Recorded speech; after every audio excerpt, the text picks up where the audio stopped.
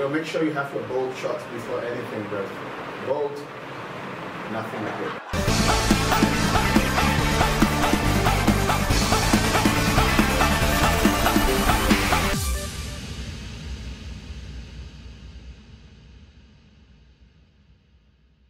Let's go. We are live, man. Thank you for joining us, Roy. The pleasure is mine. Like, it's an Thank you honor. so much, dude. Thank you so much for doing this. It's an honor, bro. I appreciate that. At least someone called me, bro. It's like, interesting, man. Like right now, artists, like a lot of artists, I don't know, like they're like maybe they're kind of established, but not that established. Yeah. But these people I reached out to, I'm like, fuck you, bro. Like, you're fucking Why garbage. should I come for his podcast? Yeah, exactly. I could actually just do a phone call. I know. People literally do that. Like, dude, we can just put on Skype. Maybe that'll be fine. Yeah, exactly. I'm like, It's not the same feeling. yeah, thank you so much for coming, man. The pleasure is mine, bro. Like, I just like, when I went through Instagram and I was like, dude, this guy is kind of, the man, I should reach out to him. And you slide in my DM like some chick. Hello. And I'm like, yo, what's up? What's good? Yeah. So just like, I was like, dude, you are kind of different, man. When I met in person and it's like, god damn, like, how can you, like, that was a total different person, you know? Like, I'm meeting right now. Yeah, but trust me, that's what it is to be human. When they say you're a human being, it's not about, we're social beings by you know, we're not like the other animals. We're not like dogs and, you know, monkeys and cats and all that. They ain't friendly. You know, we're social beings. Like, we have to connect. We have to interact. We have to associate, you know. Wow. So it could happen on the gram. Wow. So I've met a lot of people on the gram. Like, Wow. yo, did I meet you on the gram? We met on the gram? Okay, no, studio. But yeah, I've met a lot of people first in the gram before meeting them in person. Most Same of the shit, time. same shit. Like, I've been a ton of people to Gram. I met you in Gram, man. Come on. You grammed me up. Grabbed me, like, hashtag grabbed me up. You got grammed up, actually. So, what's your latest song? Latest song or latest rap? Or? My latest song is titled Snitch. Oh, what's it about? Okay, Snitch is actually like sellout. Somebody who's a sellout. So basically, when I was working on that song, when we were working on that song, because we both work on it, it was more about, you know, people. Okay, yeah, a lot of people do talk things which they barely got the right facts about it. Yeah, and there are some people I also shared things with who later on took this little internal closure, you know, of me opening up, talking like bonding as a brotherhood, and took it and went told some chicks, and you know, so that's a sellout scenario. So that was me getting back to them, saying you're a snitch, bro. Why you have to snitch like this, bro? Why did you have to hate on me, bro? Why you? Of all the people, I trusted you, bro. Why? So I had to lash it out in a song. And it's not over because I'm dropping another song which is titled Whoa. And there's a lot of anger in it. Not like anger, I mean like me going, like, no. It's more like me still holding on the fact about hate. But this time it's more in a generalized sense, because trust me, in the industry which we find ourselves, entertainment industry as a whole, be it being a singer, a dancer, whatever, there's always this constant hate, like for no reason, bro. Like, that's damn true. you just see someone doing his thing and you're just like, why is he trying to prove? Like, you know, how could you not just say, bro, you're doing a good job, yeah, and just walk away? That would make a lot of difference, dude. You know, so the song which is you know, I could premiere it for you guys here on your podcast, you know, so I don't mind doing it. I have it on my phone right now. I could also give you that for free. So, but yeah, it's pretty heavy, and so that's basically what I want to talk about. Like, a lot of hate. Not some of it is not directly towards me. I meet a lot of artists every day, and I talk with a lot of artists, might be through social media or in person, and I always have the same thing, bro. No one supports me, or bro, nobody, you know, try to like push my stuff. You know, it hurts hearing that, you know, from a fellow artist, you know. And especially in India, dude, like you see, you know, like your parents are against you. Lot of ways, like a lot of upcoming artists. A lot of parents have actually gone and interceded, like Saint Mary to some parents, like, please let your son and daughter do music because you know, yeah, because okay, a lot of people don't see it as a career path. Yeah. It's more like, okay, get high, do some drugs, and get fucked up. And you go back home, and your parents have to open the door at 4 a.m. or 5 a.m. and they'll be like, "Why are you coming back now?" And you'll be like, "I was in a party. I went for a gig." Why are you coming back from a gig drunk? You know. So there is already that lifestyle, that style, you know, and a lot of parents think it's just a phase where you get hit in it, and they're like, "Oh, it's okay. You're gonna come back, and you're definitely gonna get a job in TCS or Infosys, you know." Yeah, exactly. Or IBM, bro. Like those are the two companies. Exactly. Like so Indian. that's the thing. So we I think most of us artists, some of us who are like on out there right now, or need to be that example. We need to make parents understand that, okay, being into the IT field is a good thing. Anybody want to work in it is cool. Yeah. But there's also something called entertainment. It's also a path. It's a career. It's something which you can earn a living from. I earn my life from it, my livelihood. Bro, like, honestly, like, I don't have no side hustle. I ain't working for no company. I wake up in the morning, I hit him up, and a couple of producers who are around the world work with me. And I'm like, yo, what are we doing today? Shoot me with the news, whatever you've produced throughout the night or whatever. We go to the studio, we have a listening session, and we start working till 6, 7 in the morning. Shit. So it's like a regular time job, which everyone does. Like, it's not like you just do it for the fact that, okay, it might, bro, if you put in 10%, you're going to reap 10%. There is no backdoor in this game. Wow. If you reap 20%, you get 20. You reap in 200, you get 200%. That's how it works. That is how the world works, to be honest. Bro, so that's the whole thing. And I think I went through the same thing. I had to convince my mom for a good 5 years before I actually dropped everything. Holy crap. And actually, like, for 5 years. And in that 5 years, I wasn't talking to my mom for like 2 years because she was pissed, saying that, "Oh, you're throwing your life away," because I wanted to do music. So she was like, "Trust me, you're going to call me back asking for money." So I took that as a challenge. Wow. That I ain't going to call you back and ask you for no damn money. I'm going to make my money. So yeah, I am back on a journey of self-discovery and seeing how I can use my talent to earn and make it look like, yo, I don't need to sit in the office like everybody. Not everyone was called to. Like, he's a video guy. Imagine he was sitting in some office right now. He'd probably be choking himself in tears, like, why do I have to be here? You know? Yeah. So there's that self-satisfaction that no matter if you're getting paid 1 lakh or 1 billion, 2 billion, or even 200 rupees, bro, as long as you have that self-satisfaction, like, you're like, oof, I earned 200 rupees doing what I love. Bro, it's more than 1 lakh. Imagine you getting paid 1 lakh and you're like, you have to fake your smile, like, are you good? Yes, I'm good. Yes, sir, I'm good. Are you not seeing I'm drinking water? You know? That is so damn true, man. So that's basically it. And I think we just need to also, we need to convince parents about that.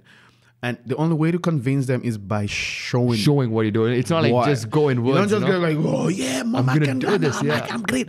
She'll be like, "Okay, I know you're great, but what have you done?" There's nothing to show for. So it becomes difficult for them to really accept your decision or your choice at that point in time. So I totally understand. And sometimes I have to work in. I have friends who call me like, "Bro, you need to talk to my family, bro. They need to believe that this thing is." And I can use you as an example because first, you're not Indian and you're in India and you're earning 100% everything you do from music. So it means there's a room of opportunity for me as well, being an Indian to also, Exactly, man. See, a couple of days back, this happened, like a couple of years back. It was, what happened was with me, my relatives, everyone was against me. They literally made a conference table and I was sitting in between. Hello. And they showered every fucking thing, arrows towards me. And I was like, okay, fine, I'm going to take it. And now the same people, after a couple of years, they're like, dude, you're out there doing something big. I'm supporting you. Exactly. And that's what I guess it's the work makes a difference too. That's it. That's it. Like, so we just need to convince them more that we could do it, and we in charge with the work. Like, and we could be responsible about it. You know. So I've seen a lot of. I understand also a lot of parents are scared as well, because being a parent, obviously you want the best for your kid. So you can't just be like, oh, mom, today I'm going to be a rapper. And she'll be like, yes, let's do it. Bravo. Wow. Amazing. I was waiting on that. She'll be like, are you okay? Yeah. You know, because obviously she wasn't expecting that choice. So, you know, sometimes you just need to go with it, man. Yeah, you know. exactly. So let's go a little back, man. Like, I mean, the whole story. Yeah. What made you get to this rapping? In multiple languages, like in multi-language, in all Indian languages. Hindi, I do Hindi too. Hindi. My first Hindi track was titled Areyar. And it's and it's weird because I kept hearing that too much. Areyar kya? I'm like, what is this Areyar thing again? What is? I asked my friend, hey bro, what is? It's like, bro, it's like a slang. I'm like, it's slang. Okay, let's use it. So. It was one day after my birthday. Yeah. So on the 22nd, that was last year. No, 2018. No, 2018. Okay, I guess so, yeah. So after my birthday, so one of the producers had come, because normally on my birthdays, I always go to orphanages to give out. I don't throw parties, sorry. Wow. I don't do the lavish thing like, yo, let's go buy some champagne bottles and get drunk. Bro, I ain't gonna buy you guys no free drinks. Sorry. If you want to celebrate my birthday, how about you? That money you want to buy me a gift, give it to some kid who don't have anything. Yeah. Who's, you know, most of those kids, you know, are looking for just that opportunity for someone to come and tell them that you can do it. Do it. Yeah. They need that guidance. They're lost. You know. So I know what it feels to lose a parent, because I've lost a parent too. I lost my dad, so I know how it hits you as a kid, losing both of your parents. You definitely feel like, oh shit, this is not happening. Like, where am I? So you need that, you know, once in a time, someone coming to tell you and pat you in the back saying, you got this, you know, you can do it. So that's the basic reason why I always go through, you know, my parties. I take the parties from the club to the orphanage. Wow. And I sing for them, I dance for them, do everything which I'm going to do on the show. I invite a couple of rich friends. Yeah, definitely. Like, I don't want you coming to spend in the club. I don't need that. I am drinking. So what am I going to do with the multiple wine bottles you're going to buy for me? I ain't going to do nothing. So how about converting that into like a couple of bags of rice and oil and foodstuff dal these kids can eat? And then we showing them the other side of the world, that there's, we could, you know, you could believe in your dreams, in your talent, or whatever you have. You can, you know, just keep pushing and keep believing. Like, you get it. So I finished doing some charity stuff, and one of the producers, he's been seeing me in the club, like more in the club. I'm gonna be like in a VIP spot, and I'll probably, yo, that's a club. Like, bouncers are gonna be protecting you from me because they think you're gonna hurt me, but that was not my idea. So immediately in his head, oh shit, this guy's full of himself. And, you know, he came for my birthday thing because I posted it on the gram saying it's open to everybody who want to join me. Feel free. This is a location. It's from this time to the time. When you feel like you want to jump in. You don't need to come with a lot. Just get something or anything you feel like, even if it's a juice or food, whatever, just come and let's share it. So he came and he saw that and he walked up to me. He's like, bro, I didn't know you had such a big heart. I'm like, bro, my heart is so big, bro. Like, you can leave. You want to do a surgery? like we can do a surgery right now. Like, you can check my heart out. And he's like, no. Like, okay, I pulled that joke on him, and he was like, no, the thing is, I've seen you a couple of times in the club. I'm like, bro, that's the worst place to see me, bro, because there, I just want to be there. I don't want to actually be there, but I just have to be like, you know, like me coming there and there's security pushing people. You like clubs? I don't go so much clubbing, but I go to invited. If you invite me, and then I'll pull up. So most of the time when they invite me, there's security, and it's really not the best of me, because I don't want people getting pushed. Like, oh, stay away, move, we're just coming, bro. It's nothing within my control. I wish I could stop it, but most of those guys, it's their venue, it's their responsibility. They think they have to, you know, protect me or whatever. I don't know what they're protecting me for. I doubt that though. So. Yeah, so we got talking, and he's like, bro, we need to get to the studio. let's work, let's do something, bro. Like, trust me, I've been checking out your stuff and I've heard so much about you. Someone told me I need to connect with you. I'm like, bro, tomorrow, give me your location right now. What? I'll pull up tomorrow early in the morning. He's like, huh? I'm like, yeah. That is spontaneous, dude. Like, tomorrow, come on. Yeah, like, bro, that's how I work. He knows.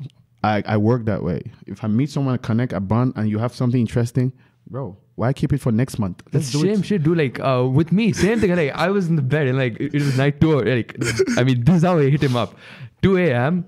I hit you up. Okay, hey, this thing is happening. And I was like, immediate response. Immediate response. Hey, let's do it. Let's go. Like, let's go. Let's go. Let's go. Okay, I do have other schedules, but for me, basic time. I'm time. Time is not about. That's why I have 0 watch. I don't even look at that. I don't watch because time is me. Because I think there is no one is too busy. Like we all are like, oh my god, oh bro, sorry I can't make it. Can we do it tomorrow, bro? If you check the reason, he's just going to do something for like 5 minutes and then he'll be free the next 20 something hours doing nothing, probably smoking cigarettes. So what did you just do with your day? And you go like, bro, things ain't happening for me. Damn. Bro, how would things happen for you when you spend most of the time doing the irrelevant things? So yeah, I told him, bro, let's hit the studio the next day. He sent me his location and I pulled up in his home studio and I had an idea. Okay. The good part is I still have those recordings on my phone. So the title of the song I wanted to do it something Canada. So like it was supposed to be Canada. Okay. Yeno Macha. Yeno Macha. Oh, yeah. Okay. That was the name. That was an actual title I wanted to do. Interesting. I think I still have that on my phone. Like I have, so because this is how basically all my songs start. Here, do I have Yellow Macha with? Okay, no, this is another one. Yo, bro, yeah, it started basically like that. I was like, Macha then. So he started making the beat right there in front of me. He's like, bro, give me 15 minutes. I'll make something real quick. Then I was like, okay, in that 15 minutes, I'll just go on the mic and be doing anything. Shit. When I got in front of the mic, the whole idea changed because a day before I'd had this conversation about what's areyar. Like what areyar? Yeah. So I was like, okay, how about, okay. So I know like 1 or 2 few Hindi words. So I just went on the mic. I'm like, yo, bro, plug me in. Damn, there's something. There's a flow. Bro, please, you don't want to miss this. Wait, pause it. Plug me in. I just went, Arey yaar, mera pyar, Arey yaar, hey, mera pyar, Arey yaar. And that was it. The hook came out. And he was like, bro, shit, this is crazy. Like, how do you just do it? I'm like, see, bro, the beat is not complete, but just plug me in. I think I have my verse ready. He's like, what the hell are you, bro? So in 10 minutes, I had a hook and a verse recorded. Holy shit. I just went straight. I didn't write it.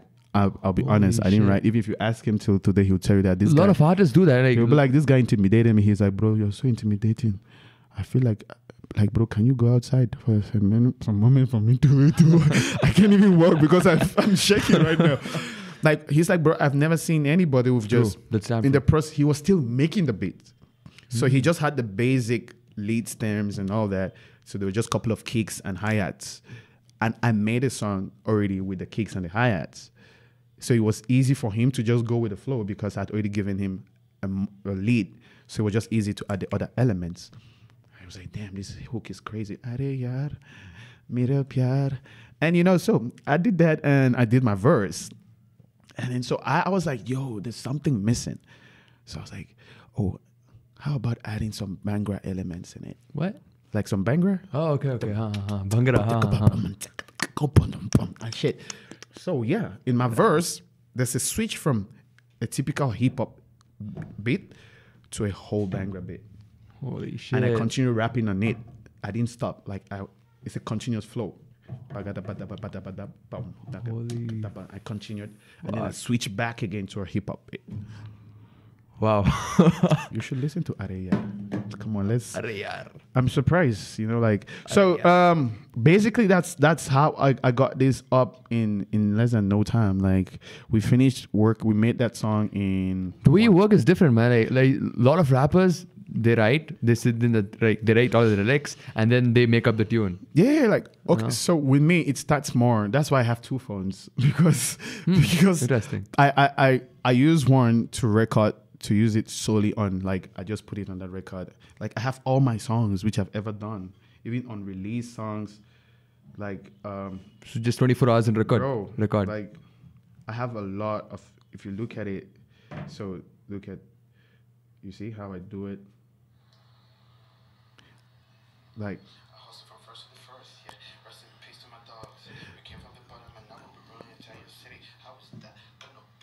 so I start like this with most of my songs, like in my little corner. When the idea comes, I just go. I don't write it. Holy shit. I record it, then later write it. Wow. So my that's why my way of working is a little bit different from, like, if you hear the hook itself of Aria, you're gonna be like, damn, this is crazy. Like, actually, this song actually is what put me on the map here in Bangalore, because it became like Bangalore's favorite track. Every time when they see me, hey, Aria, Mr. Aria. Mr. Arayar. Yeah, like.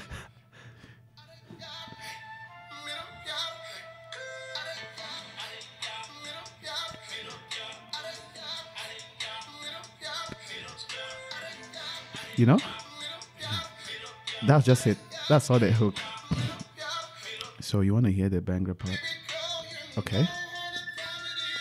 This is my verse. I did it in 5 minutes. 5 minutes. Yeah. I didn't write it. Holy shit. So you can see I'm singing. Yeah.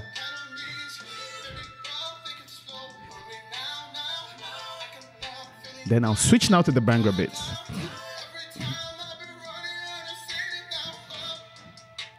Let me think. Holy shit. So, look at it. I made this song in half an hour. What the? Seriously? Like, yeah, half an hour. Holy shit. And that guy, the producer, because he's also a singer, so he's also on this. He's on the first. I mean, I guess he would have fainted. But I was like, No, he was what? like, bro, I could never in a million years think you're this kind of artist. Like, you already have your music background, like your foundation is so solid. So that's basically it. For me, it's much easier and faster to work because my music foundation is solid. I know how, even if I have a skeletal instrumental, I could still work with it before it gets fully developed. It makes it so easy for me to, so I think it's blessing, bro. I'm blessed. Because I have a lot of people who've told me, like, bro, like, trust me, it takes me like a week to get a song done. That's true, man. That's really true. And if you ask Level 9 here, we've in a week we've done like 5-6 songs. Holy shit. In a week. The same night we record it, we finish it.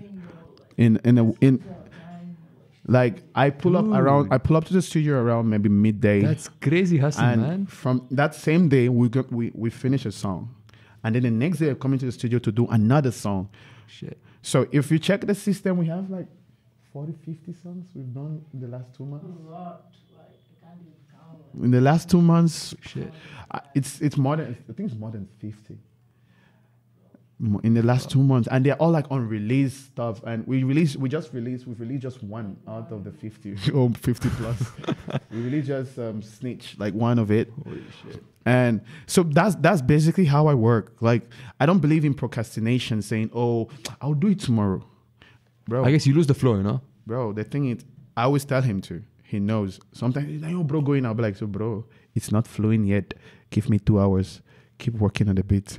Give me 2 hours." He'll be like, "No, you need to put that verse in now." I'm like, "Bro, I know myself. It's not flowing yet." Because I don't write. Yeah.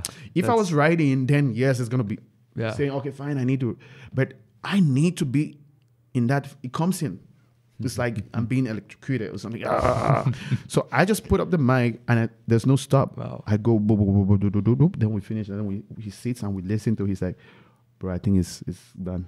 We don't need a second take." I'm like, "Even if you ask for a second take, I might give you a different verse." Oh.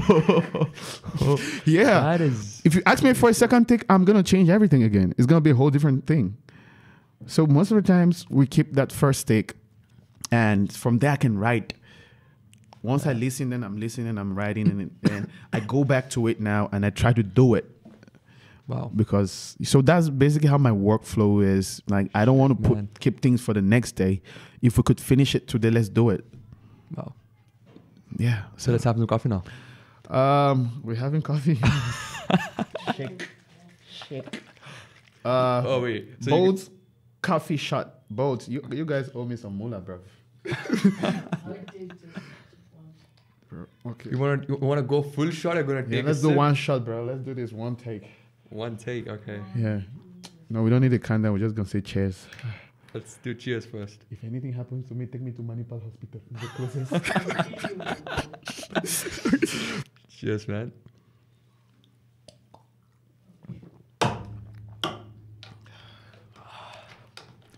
Bold, you owe me money right now.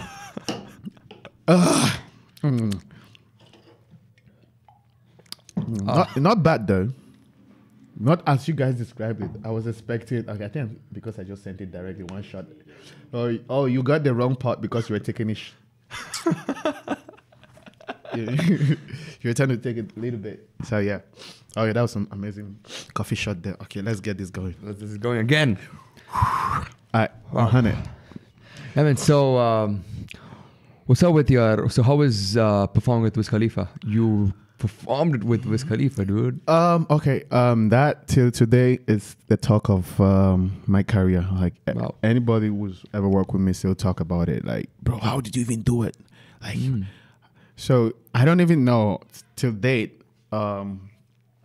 Till now. Okay, I just got to know how it happened though, because so I was just like sitting home like on a regular day and getting ready to hit the studio. Then I get a call, and that call was so and so person had referred us to you, that you're into hip hop music and all that, and I'm like, yeah. And they're like, okay, well, how much you charge? And I'm like, I don't talk business on phone, so send me an email. Oh. Yeah, let's keep it professional. Send me an email with all the details and what is it about. They are not disclosed yet about Wiz Khalifa. Okay. So it was just a normal geek conversation. So I was like, shoot me an email. So when they sent the email, in the email, I'm like, Wiz Khalifa? And so I was like, I had to clarify. And I wrote back to them asking, Wiz Khalifa, there. Wiz Khalifa? Not Wiz Khalifa from Bombay or something. Yeah, like that thing happens in India, you know? Like Puma becomes Puna. Exactly. So Wiz Khalifa, like, he's like, yeah. Then we got talking and we had a deal, and I was like, damn, like, so when I put out the post on the gram, I had like everybody saying, whoa, bro, like, oh, what the fuck? Is it really happening? I'm like, bro, I don't know yet till I get there, bro. I don't know yet. I don't know if it's really happening, but apparently I'm sharing the same stage like on the same day. So it was a 3-day festival. Jason Derulo was performing on day 1, Wiz Khalifa on day 2, and Martin Garrix on day 3. So I was there on day 1, like backstage, and for the first time, like seeing Jason Derulo. So we just had like a normal, hey, hi, what's up? So yeah, day 2 now was the day. So I was like waiting to really see if Wiz Khalifa is gonna pull up or it's a prank. And so there was an artist village. It was well organized. So each artist had their cubicle, their little spot with their name on it. Wow. I think I was the only outsider, like underdog. At that time, I think most people saw me as an underdog. I'd already been doing a lot of music, but when it came to the major scenes, I looked more like the underdog because Divine was there, Raja Kumari was there, Monica Dogra, some few names, DJ Sa, and some other, some pretty big names in Bombay and Delhi and all that. And they see my name and they're like, who is this dude? Like everyone kept coming to my spot, like to check out, like, who is this guy? Like to just say hi. And I know they were saying, we just came to say hi, but I know they were just coming to check out, who the fuck is this guy? We've never heard or seen. Yeah. So during my sound check, a lot of them wanted to really like see what I was gonna do, like on my sound check. like, what kind of music? So my sound check, my sound check was already sounding like a whole set, like a whole gig, like the gig started. Holy shit. And that's when everyone was like, oh shit, I think this guy's fire. And they literally walked up to me, hey, are you from the States or something? Like, are you from Jamaica? Are you from... Normally, I don't always want to give a shit about where I'm from. I tell people I'm from Bangalore. They're like, what? What do you mean? And I'm like, bro, I stay in Bangalore. This is serious. I eat in Bangalore. I do a lot in Bangalore. you want to ask my homies? Because I had other friends with me too. I'm like, you want to ask my folks? And they're like shocked. They're like, really? Bangalore has folks like you? And I'm like, what? You all think Bangalore is like some jungle? What? Like, bro, I'm like 1 in 1 trillion of the talent which is there in Bangalore, bro. There's a lot more. Like, I'm just one in, so many other guys there. And they're like, oh shit, we look forward in seeing your set and how you're going to. I'm like, I also look forward in seeing what you guys going to do. I heard so much about you guys, so I'm going to see, So it was a really turning point. It was a big turning point for me. I'll be honest, a big turning point. I didn't really expect to get such exposure, and I know how many artists were gonna kill for that. Yeah, a lot of artists will kill for that little spotlight, and it just came to me like through a phone call, which it was till last year that I figured out how everything happened. Because there was this management company was in charge of it, and they had gone through some other person to get my contact, who happens to be my friend, who was a Bangalore-based DJ. Oh, he was also playing in that festival. So he was like, "Man, this guy is the guy. You guys need to pay and get him on board. I swear, in Bangalore, no one is doing it right now. This guy is a scene." And yeah, so she hit me up. So until recently we were talking about it, and then she was like, "Oh, you remember this person? I was used to work in this company." Now, till now, they still work with me. They're like, "Bro, they still invite me even for events like which I'm not even supposed to be on. But yeah, they get me on it. So I'm not signed to any management company. I have no manager. Totally independent. I'm the definition of independent. Wow. Let's be honest, because a lot of people use this word, "Oh, I'm an independent artist." Yo, bro, what? The real meaning of being an independent artist is bro, I run my own finances. I do my own checks and balances. Okay, I have a finance person running it now, but I run those finances myself. So I'm like my own financial guy. Wow. I'm the person working and replying to emails on my gigs. Holy shit. So I'm my own manager. And again, I'm the person making my music. I'm paying for it. Paying for my video from the money I earned from a performance. So the investment goes back. Like, I work and I put it back into me. So I don't have a godfather. Nobody's calling me like, "Hey, Roy, we got like 2.5 lakhs we've kept for you to shoot your next video. So come to the office, I will sign the papers and then you can have it." Wow. Nobody like that. Nobody like that. So I wake up in the morning, I'm like, "Oh shit, we need to shoot a video." Okay.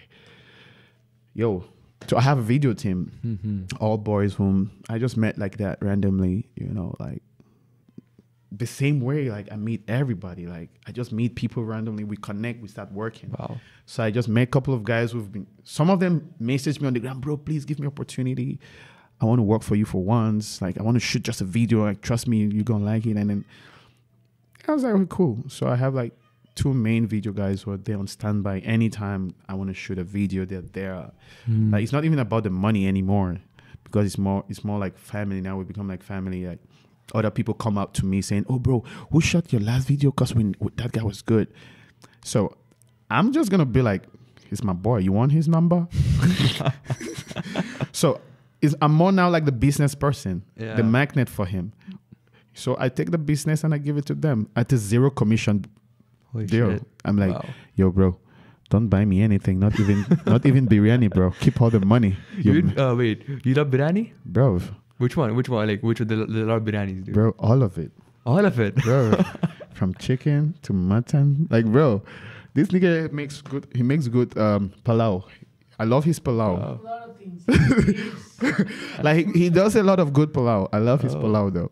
Like so the studio is more like a home. It's not even like a studio because we work and we eat. We have fun. We fight about things. You know, like it's more like a space of where you can actually be yourself. So in the studio, sometimes he'll be like, "Oh, bro, I'm done producing. Let's cook some food." I'm like, "Bro, go ahead. I'm just gonna keep my head back in the game. I need to reply to some emails and all of that." So yeah, I eat everything Indian, bro. Like, bro, on a regular, bro. Every day is a fish scene. Like every day is a fish scene. Like it's crazy Bangalore restaurants. What's the name of this restaurant again? You left the group. Okay, there's this Bengali restaurant I always waiting to have food from. Bengali? Yeah. Okay. Some good fish stuff. And yeah, I eat everything Indian. That's the thing. A lot of people are like, "Do you eat Indian food?" I'm like, "No, I import my food. How about that?" Importing food. Come on, dude. So yeah, I definitely eat everything Indian. And yeah, so getting back to the Wiz Khalifa thing. And yeah, that was a huge turning point. And it was a blessing as well.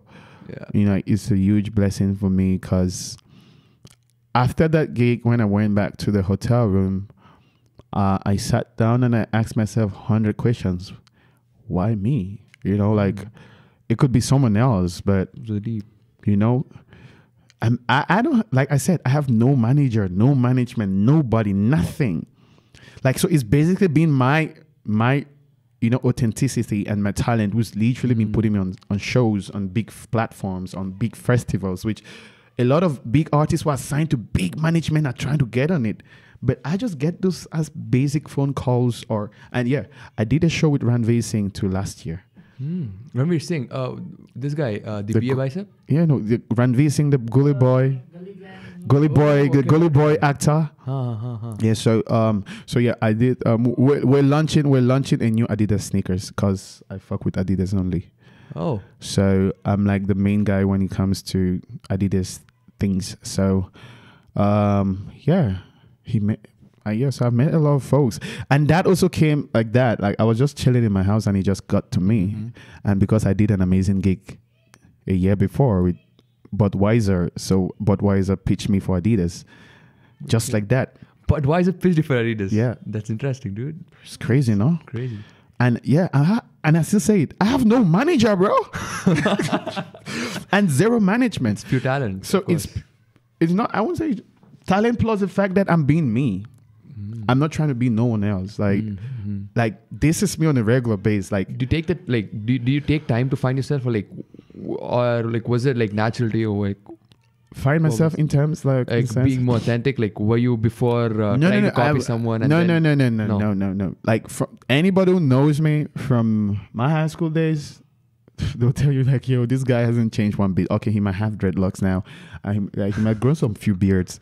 But I swear, this guy is the same dumbass motherfucker who make the same stupid jokes. And everything for him is a joke. Like, bro, when are you serious, bro? Like, yo, I was talking with Gobi too. I met him over the weekend. And I was like, bro, I'm so serious. He's like, bro, I can't take you serious for anything because I don't even know when you're serious. Because you always put out jokes, even in things which people, it's something which we're like serious about it. I'm like, see, bro, sometimes we're too serious that we forget ourselves. Wow. We need to relax sometimes. A little bit of smile ain't gonna kill you, bro. So just let it out. And we too stressed sometimes we focus on our situations and on our problems that we lose ourselves in that process, and we forget that there are people around us who we could bond with, connect with. Yeah. That's just basically the whole thing. And I decide to smile more. Like, it's not like I don't have issues or problems. I do have a lot. Like, but bro, how much do you want to focus on your problems, man? Like, seriously. Like, how That's serious. bro, on 365 days, trust me, your problems are more than 365. That's for sure. Every single day you have tons of problems. In a day, you have like 20, bro. So if we have to multiply that into 365, bro, we're talking about at least 100,000 problems. So look at it that way. We would just need to sometimes ease ourselves and go with the flow. Like, the problem's gonna be there, but it shouldn't take you aback. It shouldn't let you lose yourself about enjoying that moment where you find yourself in. Like right now, I'm having a podcast. Why should I be thinking about how to get back home with the traffic? Yeah. Exactly, right? But someone will be like, oh shit, I have to, before I get home also, there'll be traffic and all that, oh shit, and all that stuff. Why do you need to worry about it? Just be in the moment and go with it. So, man, that's what life is all about. We focus on a lot of things which we could just, relax a little bit. And most of the times with me, when I ease myself with all this, I get the solutions faster. That's true. That's really true. Rather than the time when I focus on it. Like every time when I focus on the problem, it multiplies, bro. I'm like, I thought I was trying to solve it. It multiplied. Did I do something wrong? Like, hello.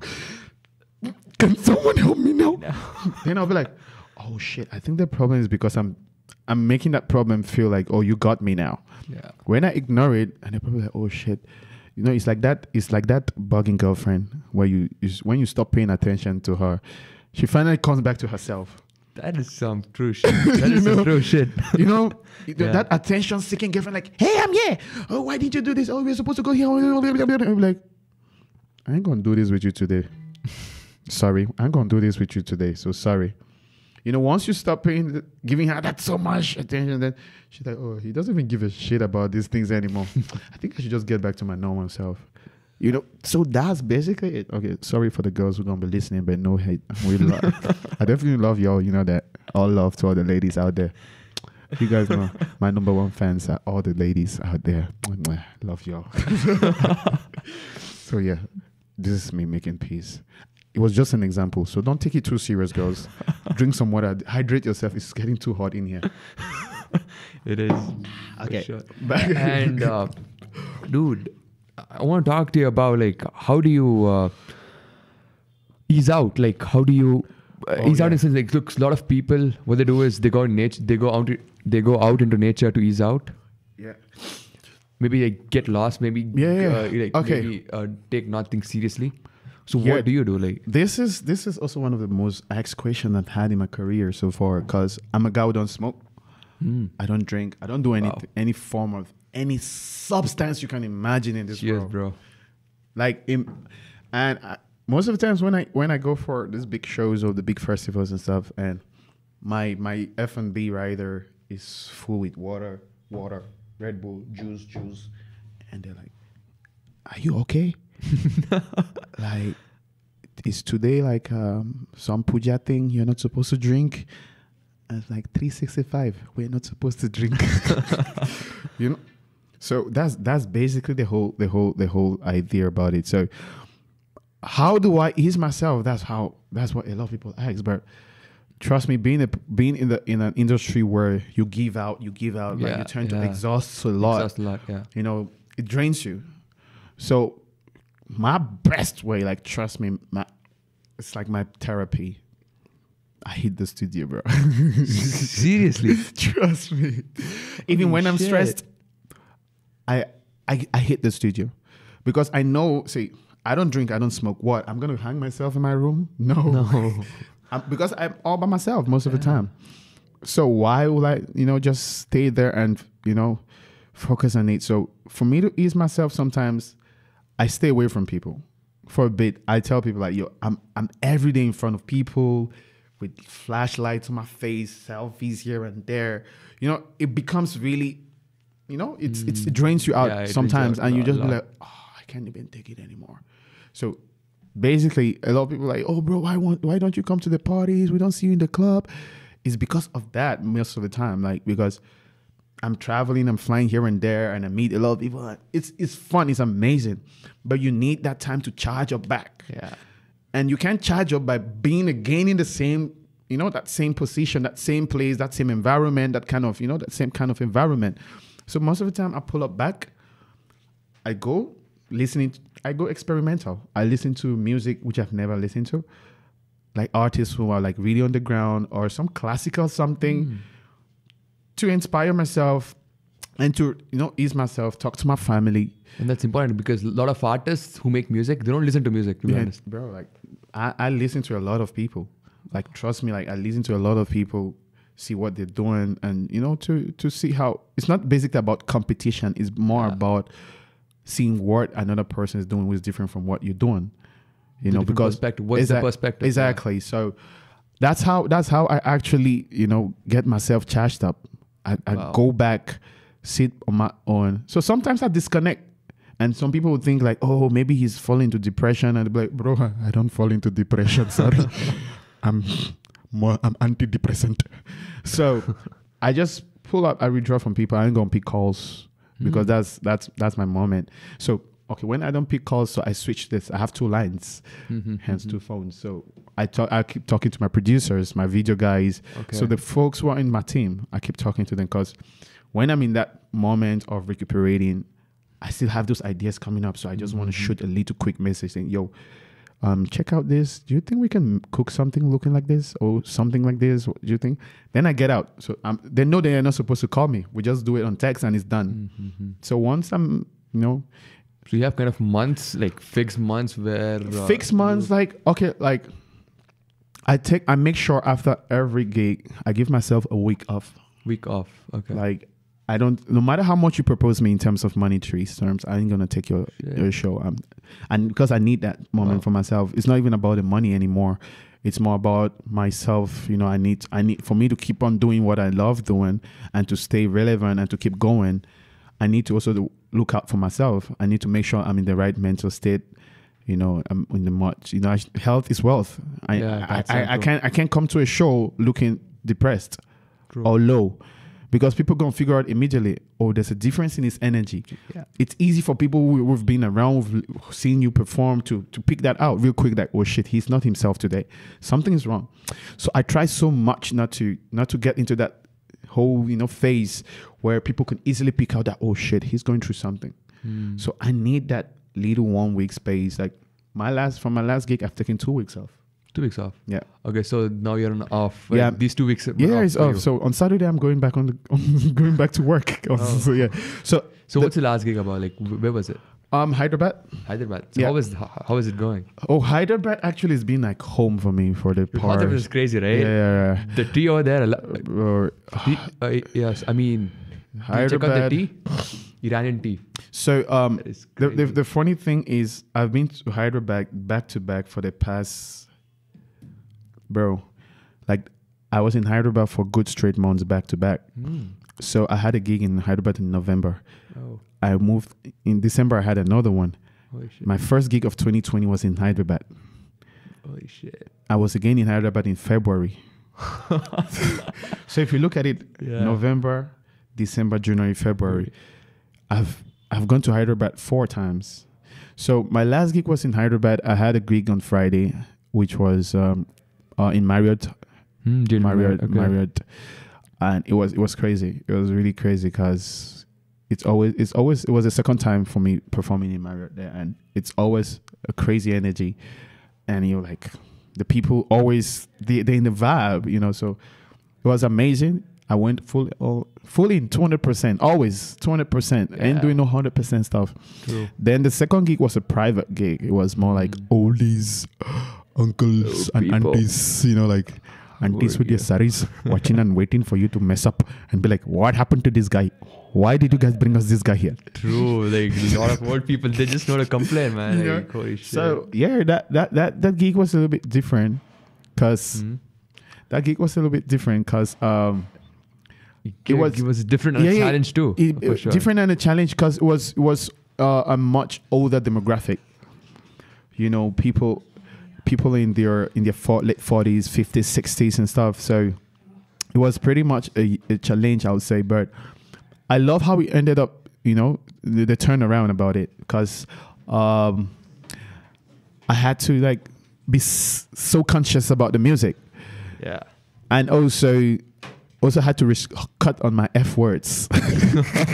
No F words. I had to censor myself. So I had to make sure the tracks which I was performing were more connecting to them. Man, So clean as fuck. yeah, clean as fuck. Like Beja Beja Ho is like one of my songs.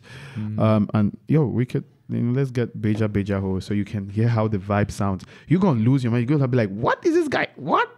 It's like too Wait. many dunya. Too many dunya. You're gonna be like, what?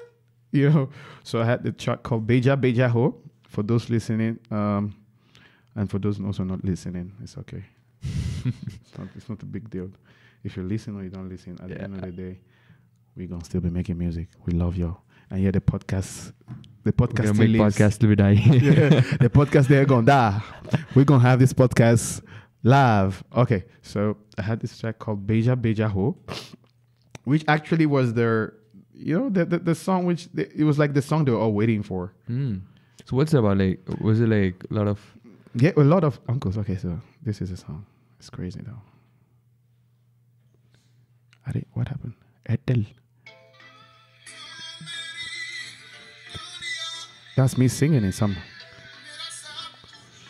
Meri yada tada hai, मैं तेरे बिना जी नहीं सकता. Okay.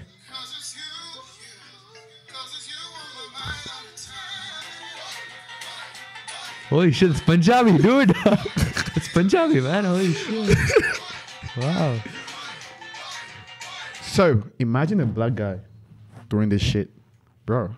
That's the greatest marketing strategy of all time. Yeah. The greatest marketing strategy. So, when I started performing this, they're like, what? They stood up there like, on their own. On their own, okay. And then I told the DJ, cut it. Then I was like, I've been doing a lot of Western songs and like African influence songs. And you guys were not really participating in the dance because you did not, you didn't understand. So now let's come to India. I'm challenging you guys to a dance. Who thinks they can dance better than me? They're like, ooh, boy, you gonna get your ass kicked by a bunch of oldies. I'm like, let's do it then. Yeah, I'm like, yo, free yourself. Take off your suit, bros. Let's do this. Let's go. Let's go.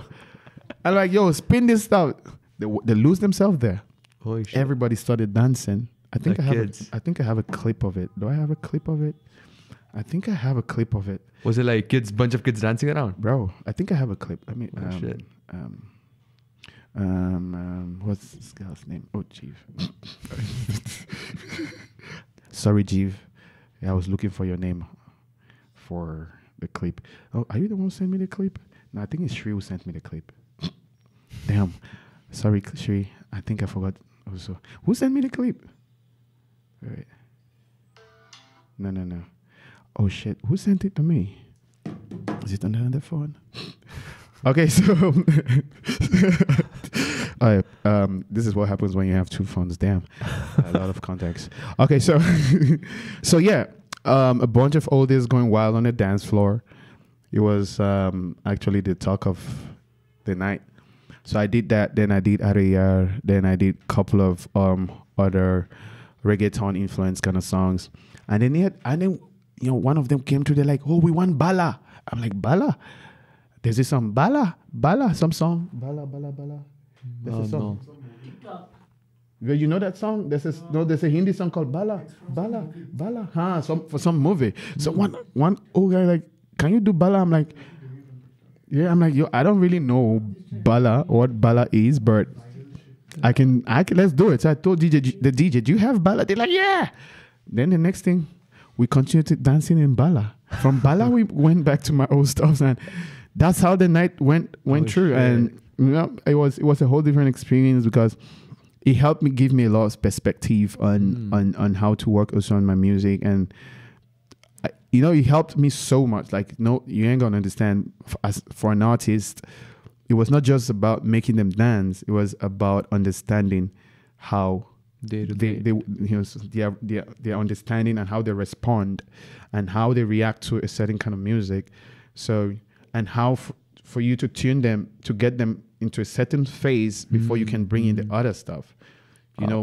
Most of the time as an artist, that's where we make the mistake, like on our song choices during our performances or during our sets. Live events, yeah. Like, you always want to go for it so hard and stuff. Like, you don't know the mind frame of the people there. So I think it should be more like a journey. Take them from here to there to there. So it helped me now to really like understand. So I make sure my set looks like a journey from my roots, my black roots, from Africa to where I am right now, to India. From India, I take them to Jamaica. Do you know that's actually a tactic when you take a girl on a date? Like, Oh, really? Teach me, bro. that is actually like, I was going through YouTube and stuff. So this is actually a tactic. Like what you do is you take a girl and then you take her to like. Don't take her to a single location. You take her to different locations, 4 to 5 locations, so that it makes him look like you spent 2 hours with them, but it makes him look like you spent fucking 5 to 6 hours with Level them. 9. You got this? Bro, did you even listen to him? That's why you keep losing your shit, bro. He was talking about chicks. How to get them, bro? Chicks, I was like concentrating. Yeah, concentrate now on him, please. Repeat. Yeah, that's Yeah. So again, I was going to some YouTube shit, and it's a way that you actually have your dates kind of more interactive and shit. So what you do is you take a girl, not to a single place. You take a girl to... No, not video, notes, bro. You take a girl to 6 to 7 places, different places, so that it looks like you have spent a lot of time with them. The girl makes it feel like, okay, wait, I had the ice cream with them. I had this with him. Pani puri. Yeah, pani puri. Yeah, pani puri. Jalebi. Yeah. Did you guys have those things? Like, did you have it? Samosa puri. Samosa puri, that's, I guess, doesn't exist. Oh, okay. That's some new trick. But yeah, okay. You use it for girls. Sorry, I use it for my work. So I make it more look like a journey. So I tell them, okay, let's take a flight now to Africa. And they're like, yeah, let's go. So I give them a couple of African tracks or songs which I've got, which most of them are still unreleased though. And then I take them back home, which is India, do a couple of Hindi stuff. I have a song. I have like, most of my songs are all Hindi. The only song which we have is, which is non-Indian influence, is the recent one which we released in December. So the Snitch one. But the rest of my songs, my first song was called Areyar. The next song was called Tokia. The next one was called Kiawa. No. After Areyar, Beja Bejaho, sorry. And after Beja Bejaho, Tokia. After Tokia, Kiawa. And yeah, I know, right? Like it was just a lot of Hindi involved. So basically, it was more like a marketing strategy for me, being an independent artist and being an outsider. I consider myself an outsider because folks already have the upper hand, because they already have that language connection with the people. True. How a lot of people, very few people will really connect with an English artist direct, like in India. Especially Indians. They'll be like, why is this guy singing only in English here? Yeah. How about him doing some... Then they'll start asking for some Hindi songs. Hey, bro, can you... This is... And you're like... So, I didn't want to really start my career in India with going full English or whatever. First, I had to connect with the people. So, I had to do things which they're going to find maybe funny or be like, oh my God, really, this guy's singing in Hindi or whatever. So I actually had to do that. So that's why I had all those Hindi, influence hooks or whatever. And and it worked just good for me because that's how my demand to started coming in. People were like, oh shit, we need to book this guy because this is going to be something different. Imagine you coming on stage and start singing, Are Yaar. And I'm a black guy, bro. That's the funny part, I'm a black guy. So it hits, you really captivate their attention. So I don't need to do so much marketing because that alone, it's a memory. They're going to remember, oh shit, there was this guy like this. Why do we find him? They will look for me on their own because I've given something to them, which, So that's basically the thing. And man, like, I guess a lot of English artists don't do well in India. It's like if they come to India, like Justin Bieber, he lip synced it, dude. It's that's the thing. Okay, see, most of those guys come just for a show and go. Yeah. I stay here. Yeah. I'm based here. I need to stay relevant. I need to Damn true. to work on on something which the people connect with. Yeah. So the whole of last year, I was doing mostly those kind of stuff. Like a lot of people criticized me. Like trust me, a lot of people criticized me. Like, oh, bro, you're more than this. Why do you have to keep doing this Hindi bullshit? Like every time. Why, like, yo, bro, I think it's a good run. You've done too much of it. Oh, come on, stop it now. Like it's too much already. Like, bro, you could do better than this. You could, why don't you do this kind of song? Oh, why don't you do this? A lot of people are trying to suggest me things I had to do. But the thing is, what they didn't get was the fact that being an independent black fucking guy, what was your strategy to get into the market? Yeah. Me just coming and singing in English and acting like I'm the coolest guy ever? They go clap and be like, fuck off. Get off the stage. Bring our Hindi rapper for us. Yeah. But yeah, I come in now and I'm doing something which is, just imagine me doing a Tamil song. Wow. It's already, just the fact that they see the title is Tamil and the people from Tamil Nadu will be like, yo, we should check this out. I'll check this out, yeah. It's already a black guy with a Tamil caption. Yeah. Bro, that's the biggest marketing strategy you could ever think about. So some people be like, oh, bro, that's like the cheapest thing you can do. Come on, why would you want to do that? I'm like, bro. We're connecting with people. Look, that is the thing. What do you mean that's the cheapest thing to do, bro? That's the smartest thing. I'm like, see, tell me how many artists in India, not like Baig, who can go to any city and actually still have the same response and the people showing them love Very few. out of their own Very, city. very few, dude. Because they are so in like, oh, bro, we just have to keep it Hindi. Yeah. And it has to be just within us. So when you come to Chennai, they will be like... No one gives a fuck about you.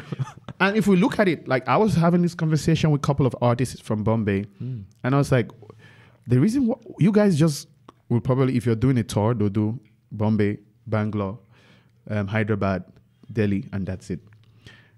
So there's Kerala, there is... Chennai and other South Indian places with the jump. Why do they jump it? Because the fact that their music is more oriented to a certain group of people. And I'm like, bro, you're trying to conquer the US? You're trying to conquer Europe? You know the population you have here. Yeah. You and China is 50%. What do you need, bro? Why don't you think how to conquer 50% of India, bro? You're the richest guy. You're going to be the richest artist. You're going to be richer than anybody in the US. Let's be honest here. Yeah. India, we're talking of 1.something billion people. If you can capture the attention of 50%, bro, you'll be a crorepati. You'll be flexing literally, bro. You'll be like, man, I ain't going to do nothing. I'm just going to sit and sleep. Don't look at it in that sense. True, that's true. So why will you refuse to try to do a Tamil song, even though you're Hindi influenced artist? Yes. Why won't you do a Tamil song? Why won't you do what Urdu song or whatever, any language? Malayalam, yeah. Malayalam, connect with those people. Let them feel like, okay, this guy is not just, So the good part is English is a universal language. Yeah. Hence, everybody who speaks English connects. It's automatic. Yeah. Whether you're in the UK, you're in the US, you're in India, you're in Africa, wherever, once it's English, everybody connects. So imagine that you use that same mentality in India and do a song which cuts through every demographic. Bro, you're going to go anywhere and you're going to still make the people shout and go wild and dance as much as they want. Let's fuck. How about we doing it that way? So that's my vision. Like I've done a good run for the Hindi things. So I'm thinking now to come to my South side. I'm a South Indian guy. I'm level 9. We're in the South. I'm a South Indian guy. How about some Kannada, some Tamil, some Malayalam? Let's touch all of that. Wow. So that's my whole perspective of not even wanting to go back and try to go compete with those other big shots out there. Because, bro, here, I have 1.something billion people to... I don't even have yet 0.1% of the attention yet. Yeah. So what? Why would I even want to just leave yet? No, bro. At least I need 2% of y'all first. And the interesting thing is, you chose India for music industry. That's very interesting. Which everyone thought I'm crazy. But I think they're going to see it later when I'll be riding my Bentley. Wow. Or my Ferrari. You feel me? You know? They're going to understand it later because, see, I remember the first time I ever did a show in India, some guy walked up to me, he's like, bro, why did you even come here? You're too good for India. I'm like, bro, nobody's too good for any place. There's nothing like you're too good for India. I'm like, bro, I'm not too good for India. I'm lucky to be in India because what they're letting me, they're even ready to listen. Yeah. You go to some places, bro, no one wants to listen to you. Let's be honest here. Nobody would even give you that opportunity. My first ever gig was in Bangalore. Where was it? Guess where it was? It was. Why do you think I'm staying in Bangalore? Because Bangalore gave me my first ever gig. So I was like, see, I'm going to stay here. Oh, shit. Do you know the place? I don't know. Maybe you might know it. Take 5 in Indiranagar. Yeah. Holy That was shit. my first ever gig in India. It was in Take 5. And it was not like it was the biggest of gigs ever. But that one gig opened the gates for me in Bangalore for life. How many people showed up? Like, approximately, do you remember? Bro, maybe 80, 90. It was a mixed set. It's a small space. Yeah, it's mostly jazz and, you know, very few rock bands and metal and all that stuff. It's a little it's a tight space, but it's beautiful. The ambience is cool. Like homeboys after work come and chill, get a couple of drinks, and there's a good band playing some good old numbers, and they're connecting, and everyone is, that's it. So I was doing a set. I was doing a whole reggae set. It was an entire reggae set, and it's because it was full reggae set. I didn't do hip hop. I didn't do jazz. I didn't do blues. I did a pure reggae set. I left from Bob Marley to I don't know if you're connected so much with reggae, but bro, reggae is a whole vibe. Yeah. No, people connect with always think it's all about the weed, but no, reggae is a whole vibe on its own, even without the weed in it. No, honestly, a lot of new school artists or guys who started just doing music now, when I talk to them about reggae, they're like, what genre is that? And I'm like, when did you start listening to music? He'll be like, bro, I just recently started listening to music. I'm like, and you say you're an artist? Bro, please don't say this anymore. I saw you get thrown out. Please go get your foundation right. Bro, did you just ask what is reggae? Oh, please, I'm frightened. Please don't do this anymore, bro. I have a question mark on the fact that you say you're an artist. Because that's one of the oldest genres. Yeah. Reggae and hip hop were hand in hand. Before even Bob Marley made it what it is, guys, there were a lot of underground reggae artists in Kingston. A lot of them. True. A lot. So that's how it became it's more like a religion. So this whole Rasta thing or dreads is not because of the weed. A lot of people are like, oh bro, shit, you have amazing things. Wait, you have weed? I'm like, bro, I'll slap the shit out of you. It's because of it's more like a religion. It's like, something. The weed came after. Yeah, the God. So if you listen, bro, trust me, that a lot of if I give you my reggae playlist, there are a lot of songs which, bro, you'll be like, damn, who are these guys? And then it was not so much of computer influenced music. It was real music. Like if he's a guitarist, that guy's a guitarist. He's not hitting some buttons in the studio, bro. So it was pure. It was all natural. So I connect a lot with reggae. Like my foundation, my musical foundation, I have a strong reggae foundation. You have a music foundation? On reggae. Like when it comes to reggae music, bro, I have a band too. So when my band, we know our set, if it's 100%, if out of 100%, we'll make sure at least reggae has majority of it. So what we always do is I do a mashup.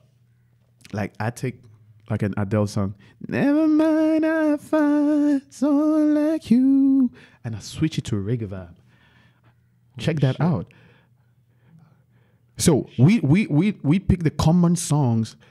We'll take it with we've done this song with this Ed Sheeran song. Come on. Oh no, is this here or is it? Come on, to the radio on this Saturday night, and I won't be come and do my hair. So we took that and made it reggae. It totally changed the vibe. And the people were there, they lose their mind. They're like, what did you, so someone came, I'm like, bro, what genre was that? Like, what, was that an African kind of, I'm like, bro, that's not even African, that's reggae. They're like, damn, it sounded different. Because the guys I work with, my keyboardies, my basses, my lead guy, bro, they're crazy. Like, when it comes to reggae, no one in India can beat them. I can bet all my money on it. I haven't seen anybody who can beat those guys in reggae till now. Those are the most diverse guys I've ever worked with, because most of the things are impromptu. I'm that kind of artist. On stage, the same way as I just go on the mic and I just put anything on stage, if you're not sharp, bro, you're gonna lose your mind. Like they follow they understand my body already, that they know, oh shit, we need to move it to this key now. Oh shit, he was in C. We're taking it up to G now. He's switching it up. Without stopping the music, bro. Yo, as a musician, you're not stopping the song.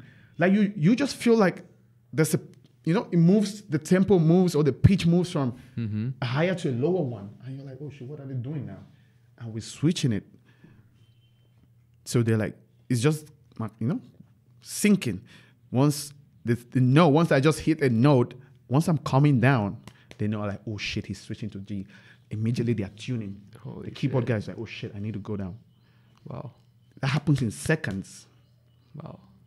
And we switch it. So, like when you look at it that way, so I switch from a reggae tune, that same song, I'm going to switch it to an Afrobeat. Like there was this song, Stand By Me. When the night has come and the land is dark. Bro, if I make you listen to the Afrobeat version of what I did on that song, you're going to be like, shit, I didn't, like, we started on keys only. Keeping the normal, the keys of the original song. Yeah. Then from there, once the other instruments come in, they come in differently. So you'll be like, oh shit, I know this song. But bro, you don't know this song no more. It's not longer BB King, bro. Sorry, this is SoulChild now who's taking over. So look at it that way. So I make sure my set looks that interactive. Like when I'm doing a live set, you ain't gonna leave there the same. You're gonna be like, I'm gonna give you a journey. If you're a guy who really knows music, you're gonna be like, hats off to these guys. Like I touch I move. To be honest, I'm sitting here and you're explaining to me. I'm like, dude, I have to come to your set one day. So, man. but the thing is, these days in Bangalore with the band and all of that, live music things and all, so it's sickening. Sorry, but yeah, it's the truth. Yeah, very hurtful, because most of us, someone like me, I'm more of that live set artist rather than the DJ playing my backtracks. Because on a live set, I change the song from its originality and I give it a whole new feel on a live stage, because that's what live performance is about. Yeah. You've heard the song already. Yeah. I'm coming for the show. I don't want to listen to that same song. I could stay home and listen to it on my phone. On phone, yeah, that's true. So if you're coming for a concert, it's not to hear the same sound. Yeah. So the artist has that responsibility to change it. So that's how my sets used to be. It's unfortunate that now I just need to stick to, like in Bangalore precisely. In Bangalore, my sets are just DJ playing. And I'll be like, yeah, what up, people? You know what time it is, but yeah, it's your boy. We back again. Okay, the love is already there. They have no choice but to just jump with me. But honestly, I wish I could. I owe them more than that, than just playing a backtrack. That's not the definition of the artist which I grew up as. Like, I'm more like that guy on a live set, bro. You won't believe it's me. It's a whole different experience. Like anybody who's ever seen me on a live set, like live with my band playing and me playing solo with just my DJ and the backtracks, will tell you that, yo, it's like day and night. Honestly, it's like day and night. Holy shit. Because even like a song like Ariyar, I wouldn't even do it that way anymore. I'll have my solo guy, because he's a crazy jazz guy. He's crazy in reggae. So we're gonna play with it as much as we can. We'll make it look like a trip. You should be like, holy shit. What am I on? A musical journey. Yeah. So I believe that's what it's supposed to be. Like, it should be a journey. It shouldn't just be the fact that we just Play the just come and play it and go. And most people will be like, oh, Roy, you're so expensive. I tell people I'm expensive because, bro, I'm giving you a journey. I'm not that artist who just comes and say, hey, public, what's up? Yeah, let's start. Ah, ha, ha, ha. Thank you, bye. Bro, I need you going back home. You should be like, Mom, I want to go to his again. I want to go to that gig. I just saw something today I've never seen. And that comes with a price. Sorry, I'm expensive, people. Yes, I am. It's because, bro, I'm an encyclopedia of music. And you can buy an encyclopedia for 20 rupees. Dude, how did you start a musical journey, man? Like, I mean, did you start with rap? Did you start with learning vocals, like, or guitar? Okay. Okay, I'll be honest with you. The first thing I wanted to do, I wanted to be a soccer player. Oh, that's interesting. Holy shit, even you? I don't know about him. Midfielder or defender? What? No. I'm an all-rounder. I was like defense, midfield, attack. Put me anywhere. Okay. I'm going to definitely do my job. So I wanted to be a soccer player, honestly. And when I was in middle school, I woke up one day and I told my dad, oh, I ain't going to school. What?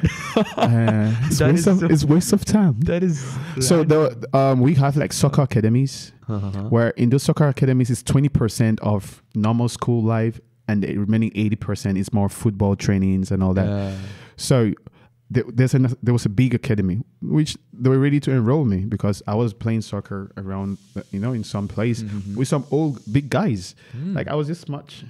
Okay. And they were like, bro, what the fuck is this kid? He's so talented. And they're like, oh, we should talk to his dad or his family, his mom or someone. I swear, if we get him to the academy, he's definitely going to be a great player. So, that got into my head. And I woke up the next day, I'm like, damn, Pops ain't going to no damn school. The nigga look at me and saying, young nigga, I'm going to beat your ass. Like, bro, pack your shit out of my house. I'm going to be like, I was like, what? He's like, yeah, pack your shit out of my house. Bro, I'm 10 years old. Where am I going to stay?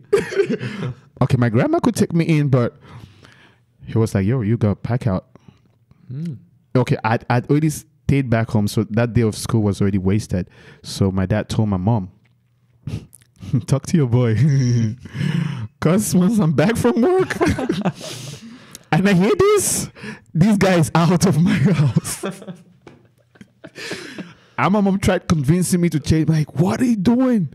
Like, your dad's going. I'm like, no, Mom, I want to play football. I ain't going to no school. I'm done. And my mom is like, oh, shit. You're going to be a street kid. What? Because no one's going to take you in, bro. He's going to tell grandma not to take you in either. And I'm like, shit. We're stuck. How do we do this? Do we run away? To where? Shit, I have no money. I'm 10 years old. And I'm like, oh, shit. So the next day, I humbled myself.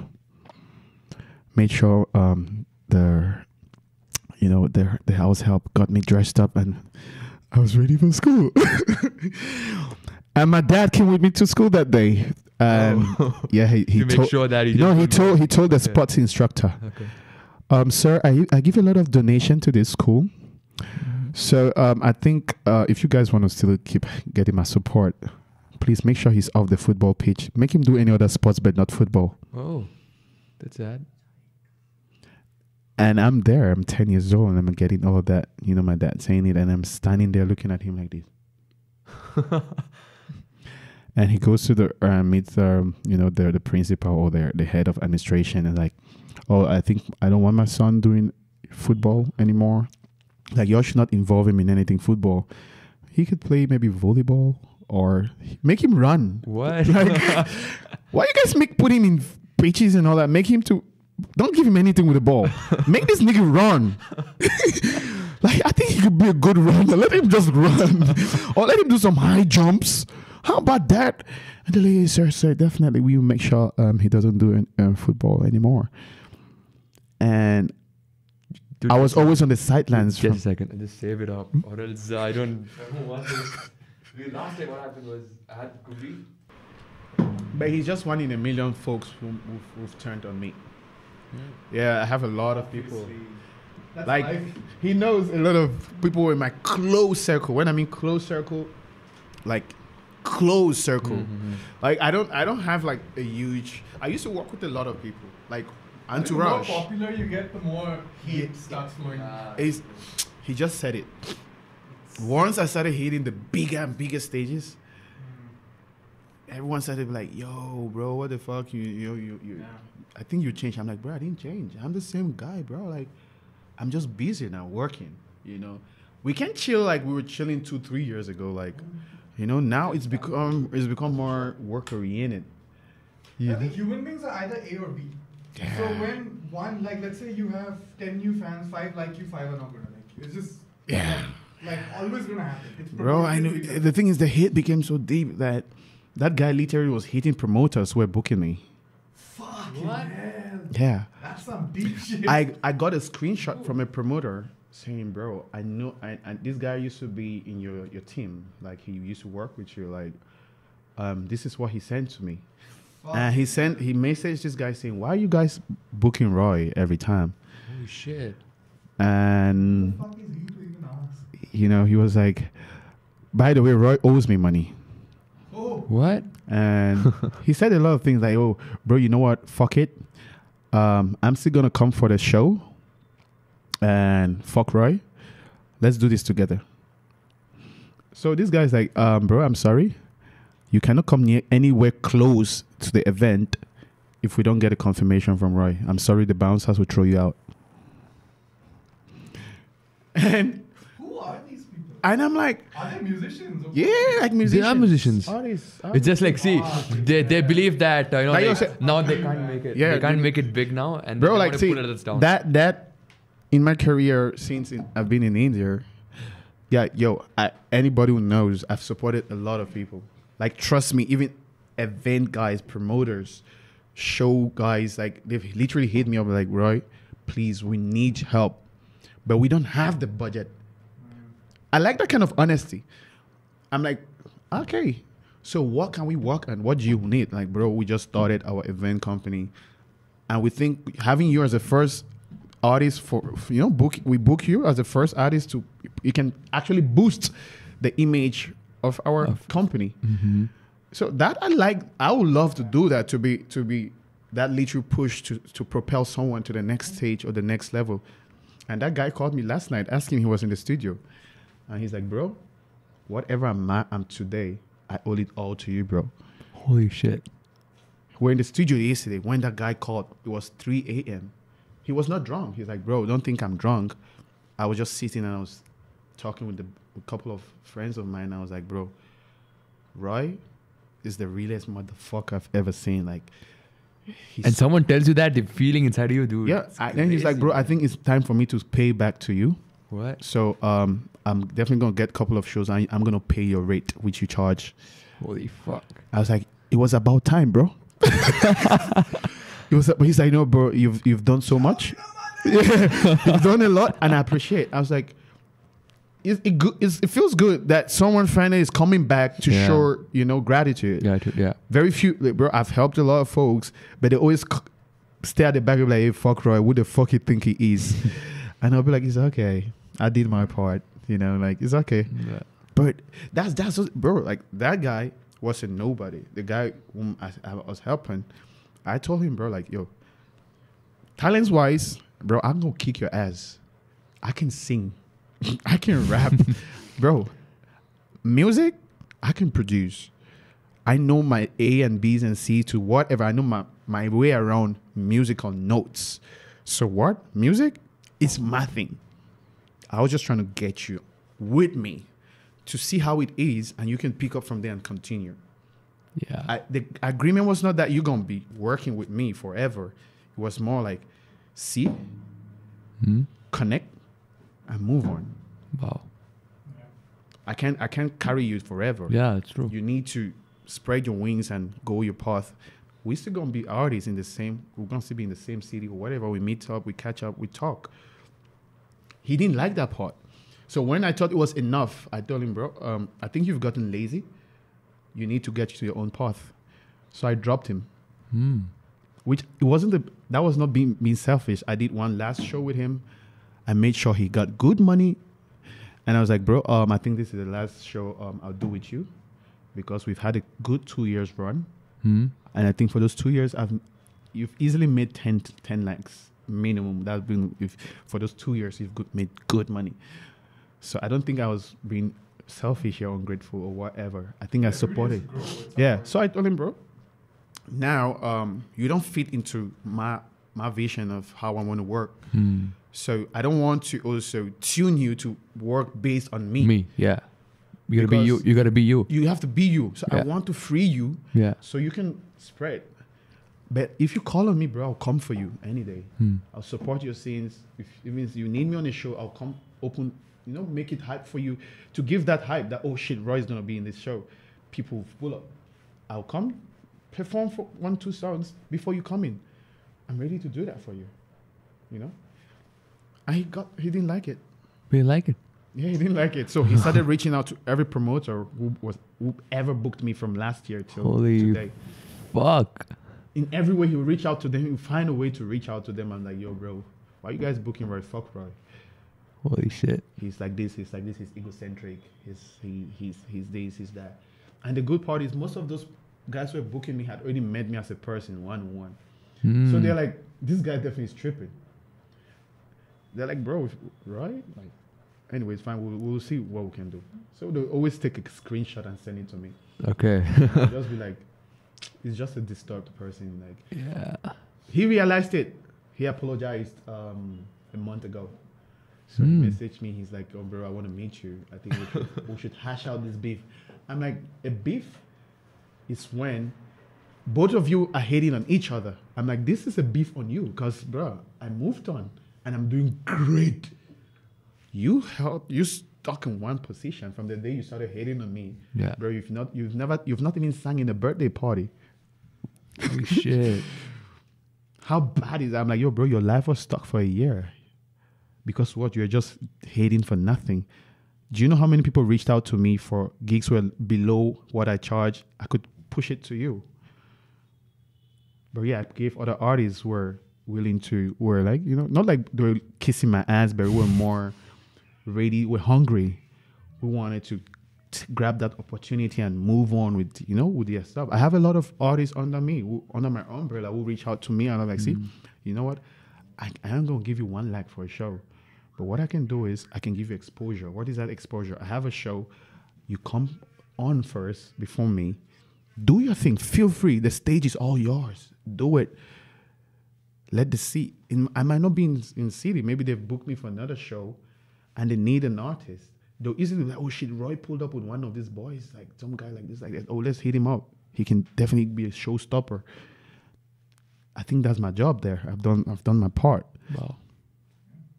That's basically how it's supposed to be. But few people actually gonna do that for you without a back end motive. Of course. They always be like, you know what? Pay us his money. Like the money you're gonna pay this guy, we'll be the one to pay him. But I don't want none of that. I genuinely just want to support folks, and that's what I was doing. Like with that guy, I was like, bro, I'm just gonna help you. I'm just gonna support you, like a brother. Do your thing. Like, I was like, bro, you're talking about being egocentric. My own gigs, I'm paying you from my cut, bro. You're talking about egocentric. Are you high? Like, honestly, like I did a gig in Taj. Like it was a big one, and it was me who was booked. But I was like, come on, let's do it. I'm gonna pay you this much from my pocket, and I paid his cap fair. Holy shit! And the F&B at Taj gave me a huge alcohol rush. Like there was a lot. I don't drink. Nigga got drunk on my shit. Holy fuck! And I paid his cab back home for him and his girlfriend. What? And The I gave him fuck? money. So normally, when you get a gig, you don't get paid immediately, right? Yeah, It comes that's true. maybe a couple of weeks or maybe sometimes a month. True. The money I promised him, I gave him the handy. I was like, bro, I told you I was gonna give you 20, right? This is your 20. Take it. Holy shit. Holy fuck. And still, this guy say I'm egocentric. He must be high on some weird Bro, shit. So for me, it was so fast cutting him off. I was like, we good. You're free to say anything about me, but I know deep in my heart, bro, I genuinely supported you. I put money, I put money in your bank account. I put food on your table. Bro, I even paid for your internet sometimes when you called me. I paid for your Wi-Fi. You've called me saying, bro, shit, I'm out of some cash, like I'm like low on cash or something. I'm like, yo, what's this thing? Like, yo, bro, your internet was like 2,500, bro. I paid that instantly, like, done. I've paid your electricity bill too. And we go to a restaurant to eat. This guy always eats more than me. Like he orders the most expensive stuff. Holy shit. And see, I'm cool with it. Yeah, okay.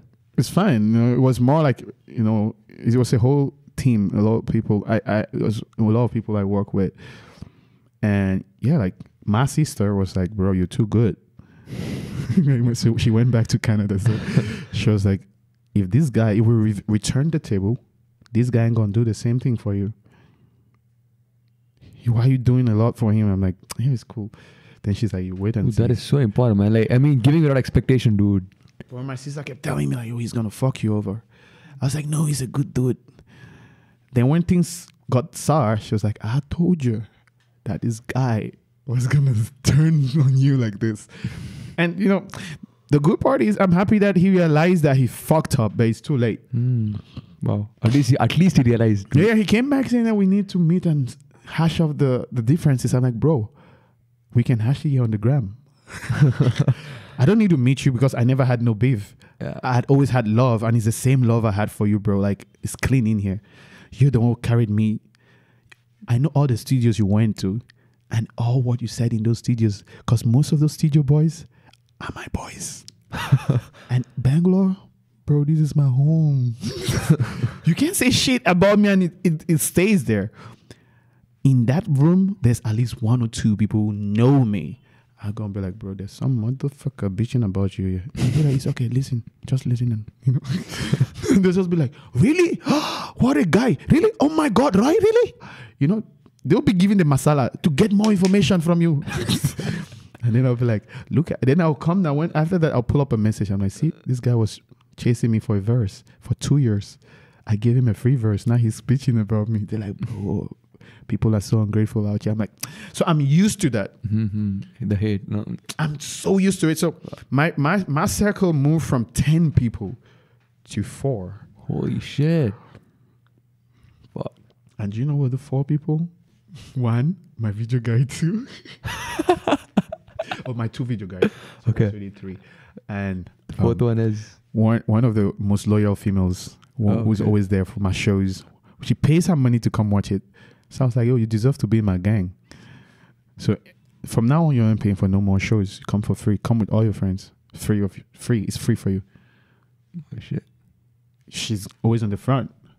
Highest. She's the loudest. And she's genuinely supporting. And she'll come and I'm like, oh shit, you killed it today, homeboy. Wow. And I was like, damn, this is some real love. Because you need to have someone who can. So I told her, that love, I gave her, I was like, okay, do you want to manage me? She was like, that's a huge challenge. Like, to manage you, right? I was like, yeah, manage me for a couple of days. Let me see what you can do, like a month, manage me. Holy shit. I just wanted to have that feel of being around. Okay. So she was running things for me in a month. Like, basically, not like managing. Like, if I have a gig, she's there 2 or 3 hours before to make sure my tech rider is on point, my F&B is on point, my everything, the security, everything is on point. And I just come there and I'm sitting and she's asking, is there anything else you need? I'm like, yeah, okay, no, nothing more, I'm good.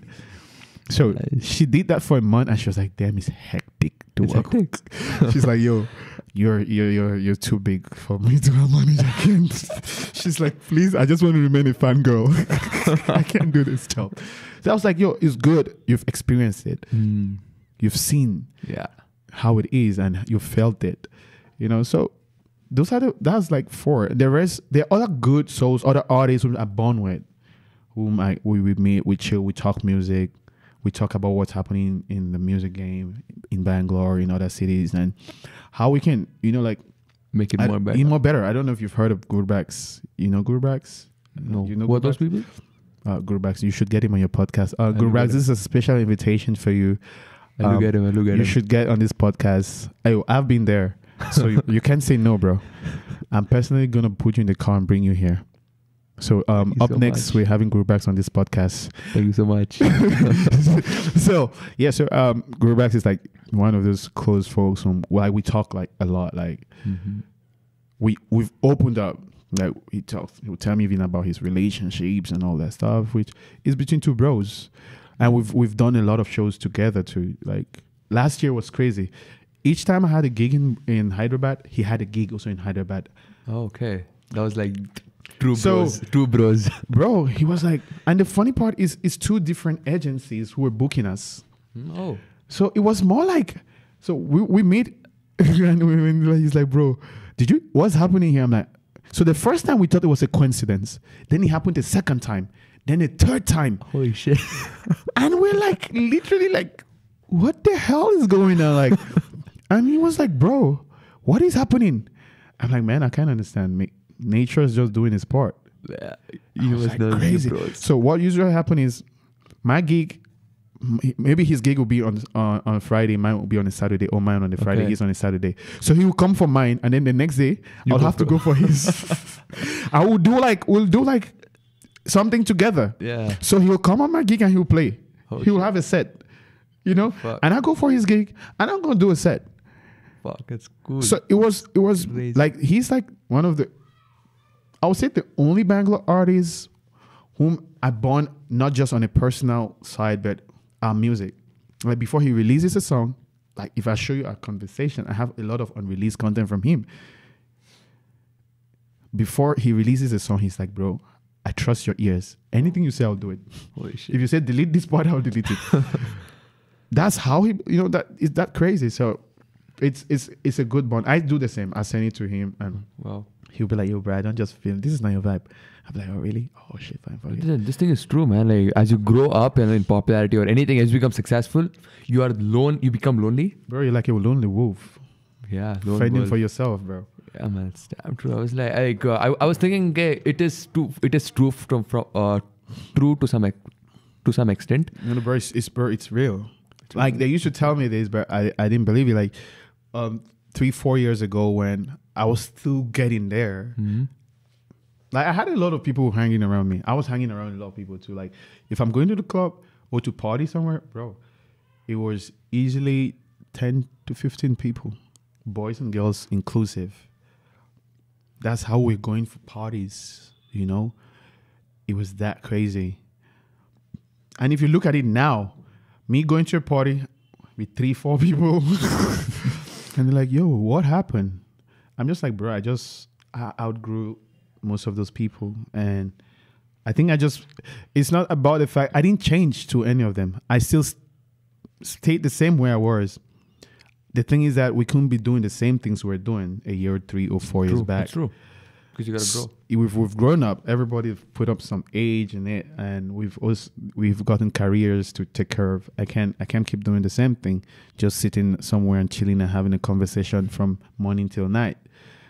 My music is like my bread and butter and masala and sugar and my dal, my barota, my everything. So the day I don't look after it, it means I'm going hungry that day. So it's crazy. So I don't have a backup plan. Like my backup plan, Dude, backup plans are garbage, man. it's my fucking music, bro. Yeah. Like it's my plan A, my plan Z. So Yeah, that's all. if it fails, I have failed. Yeah. So I don't really have that time to fuck up. Or And people talk about a lot of backup plans, they're like, backup, you need to have backup plan. But I'm like, dude, why backup plan, man? Like put 100%, 200%. on what you're doing. Doing at the now, moment. yeah. So that's basically, and so it's very unfortunate that some of those guys had to, get off they're not in my blacklist. If I still see most of them, I still say hi. We hit each other up. We should talk, but you can feel the energy is different. Yeah. Yeah, and most of them be like, oh, bro, you don't invite us anymore for your shows or shit. And I'll be like, it's on the gram, bro. I don't need to hit you no more. Like, we don't do that no more, bro. Be like everybody, check it on the gram.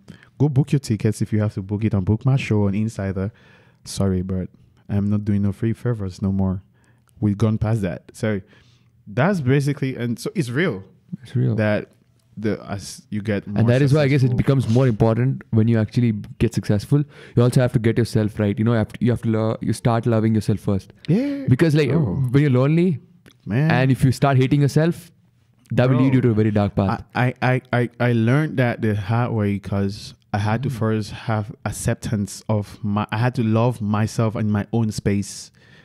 So I didn't need a group of people to give me that induced Validation, happiness, yeah. that validation or acceptance that, yeah, I'm the cool artist, I'm this. Yeah. I needed to just sit by myself and be like, we cool. We cool. Yeah, right. We're We're rolling, cool man. like We're that. rolling. You know what I'm saying? Like, we cool. You know, without necessarily having people to hype you, say, yo, you know, you're the dopest artist in Bangalore. No one have to fuck with you. Yeah. I don't need all that hype right now. Like, I let my work talk. You know, it's not more about How do you learn it the hard way? What happened? Like, what you told you to learn this the hard the way. hard way. Yeah, but like what I told you right now. No, like, you know, like, so the thing is, I always thought I had to please everybody. And it's so difficult to do it. It Especially when you're an artist, bro, you have like 1 billion opinions Yeah. from your own circle and from outside your circle. Bro, if you have to switch in as per everyone's opinion, bro, you're gonna die so young. You're gonna die soon. So I realized it that like, oh shit, I'm trying to do it like this person's way, and the next person is not happy because they had their own opinion about how I had to do it. The third person had his own opinion, the fourth, the fifth guy, and it keeps going. And it became so fucking stressful. Holy like, shit. I could feel it. Like, there was this burden on my shoulder. I'm like, oh shit, should I do it as he's asked, or how he feels about it, or should I do it how he feels about it, or how I connect to it? So it was like, it's a hard thing. Like, and a lot of people are in that circle, they find themselves in that milieu where you have to choose between what you want to do or what you feel like and what your circle or group of friends feel like you should do. You know, taking an opinion from an outside person is cool. It's fine. From your circle is fine. But implementing it, Yeah. that's what's devastating. You know, like, because the world is perception of perception of perception of perception. bro, Everything is subjective. you dude. can make Yeah. someone listen to your song 100 times. If they don't want that song, they won't. No matter how you tweak it, change it, turn it around, they don't just want it. Want it. Yeah. So if that one person doesn't want it, what about the remaining group of people? You can't change it because that one person says, I don't feel it. You have to just stick to your intuitions and go. Like, that's what I was like, I wasn't releasing music because I thought it wasn't good enough. Seriously. Yeah. Holy fuck. Most of my songs, I wasn't releasing them. Like, I did one cover from 2013 till 2018. Holy fuck. One cover. But now you're like 1 week. Yeah, so Shit. just man. imagine, because all the songs I kept doing, I had Holy different opinion of people. Oh, it's not that great. Oh no, you should have done it this way. Oh, change it this way. So I was like, okay, shit, we need to change it a little bit. So I ended up with a bulk of work which I was unhappy about, which was great. But just the fact that A, B, C, and D said, I Yeah. put it on the shelf. Shit. Dude. So it took me so many years to bounce back and be like, oh shit, I have to do it how I feel. So what was the moment, like when you felt that you have to do it on your way? When a lot of Like, I mean, so someone had spark. listened to one of the tracks I'd done. I was like, bro, why is this not out? I was like, because I think it's not good enough. He's like, are you kidding me? Bro, this song would have been a hit. I was like, what? He's like, yeah. Then I was like, oh shit. Then I need to start going with what I feel, how I feel about it. It's me first, my happiness, my satisfaction. Yeah. Then A, B, C, or D satisfaction. True. not if you listen to an artist's album, you don't connect to all the songs. True. You listen to, you just next the next, you just be like next. You after the first song, you be like, oh, this not.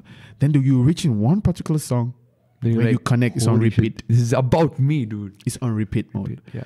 So look at it that way. So it was basically how it was going through, like folks trying to tell me how they felt and not how I was feeling. So I had to just take a step back and work on myself.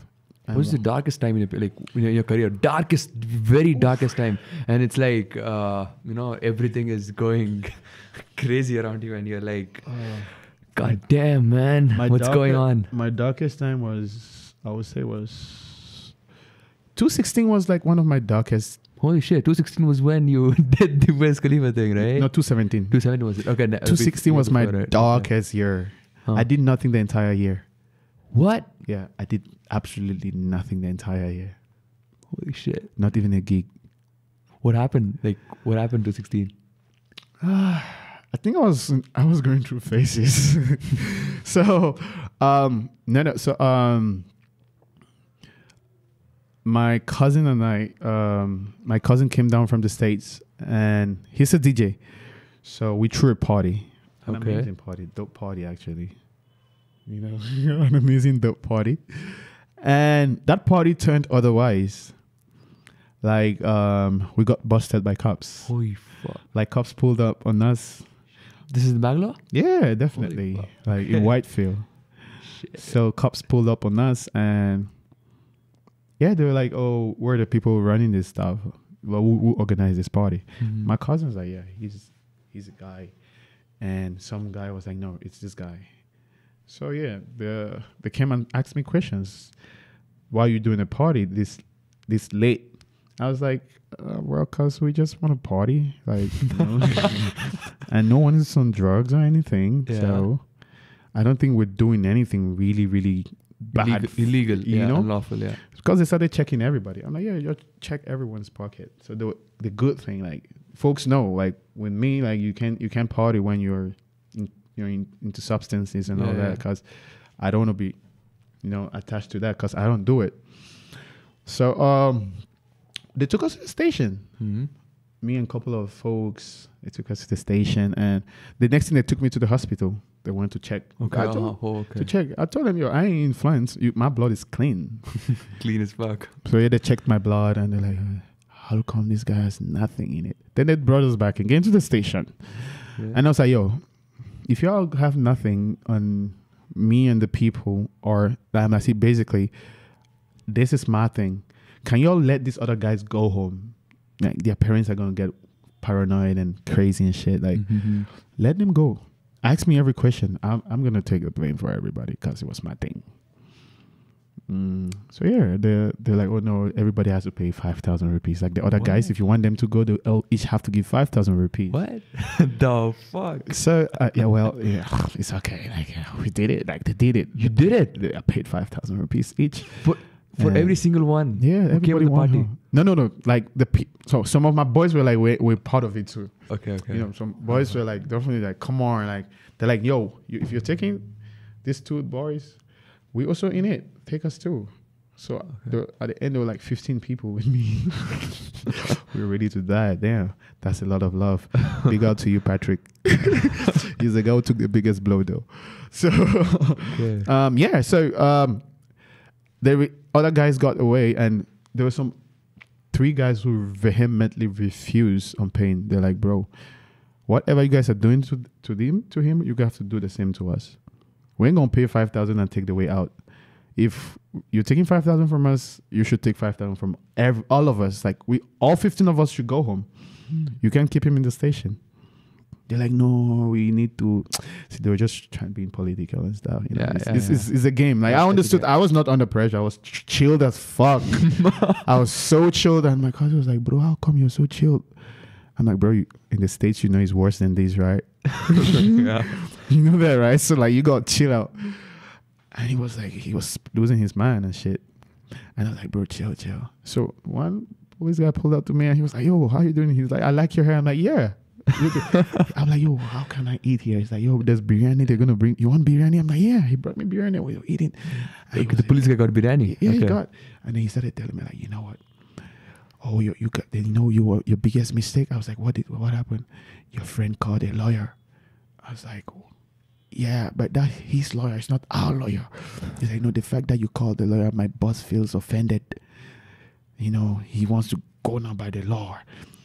Then I was like, it's just a lawyer. Like, it's like, you're not supposed to do it. You're supposed to, you know how I do it. You just had to, Then I was like, well, so we stayed there the entire evening. Holy shit. Till night, they're like, we'll just be there. The next thing, everybody was left. They left us there in the station.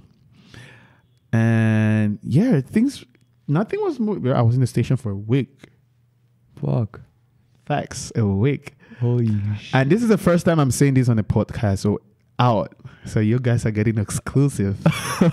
Exclusive content, Very baby. few people. Like, oh, you know that? Oh yeah, he knows. No, it's okay. So very few people. I can say like 5-6 people know about it. But yeah, I was in the station for a long time, like for a week. And they took my cousin to another station. So they're trying to like play mind games, like thinking we're doing a lot of.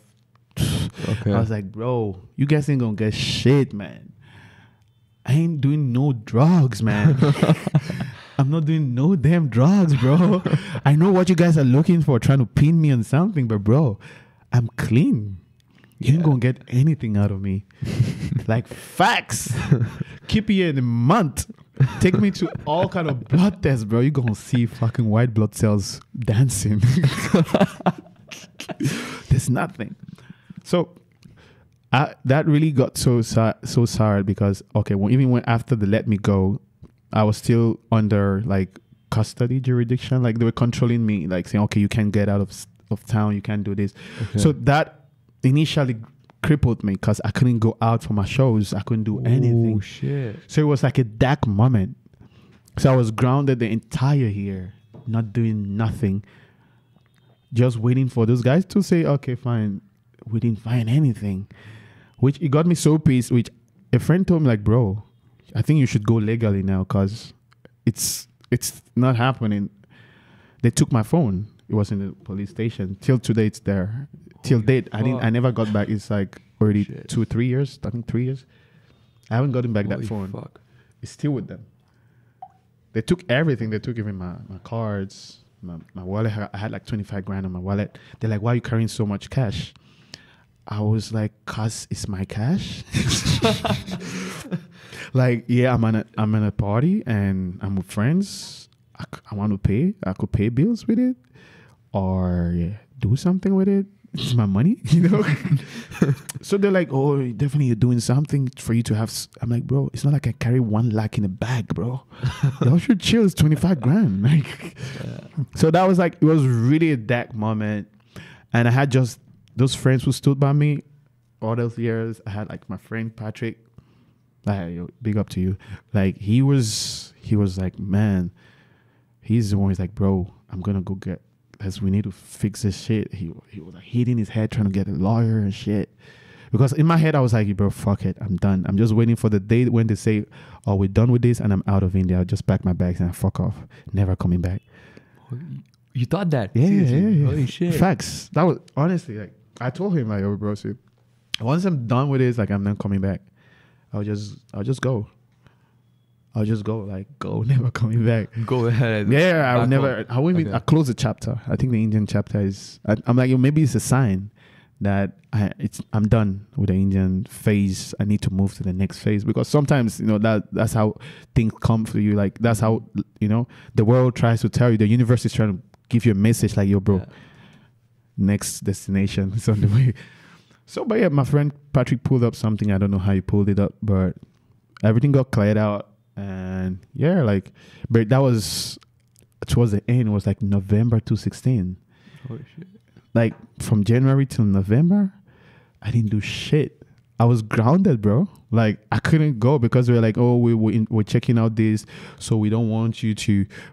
When we want you for information, you're not in town. And they never called me for any information. Ever.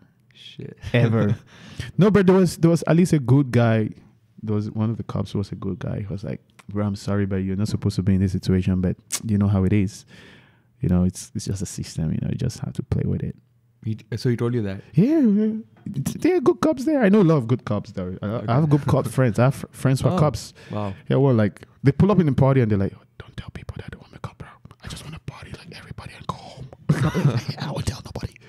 So yeah, I have a lot, like, there are even commissioners who pull up sometimes and they're going to be like, fool, this guy's mode. I'm like, if you tell people we're cops, they're going to be so conscious.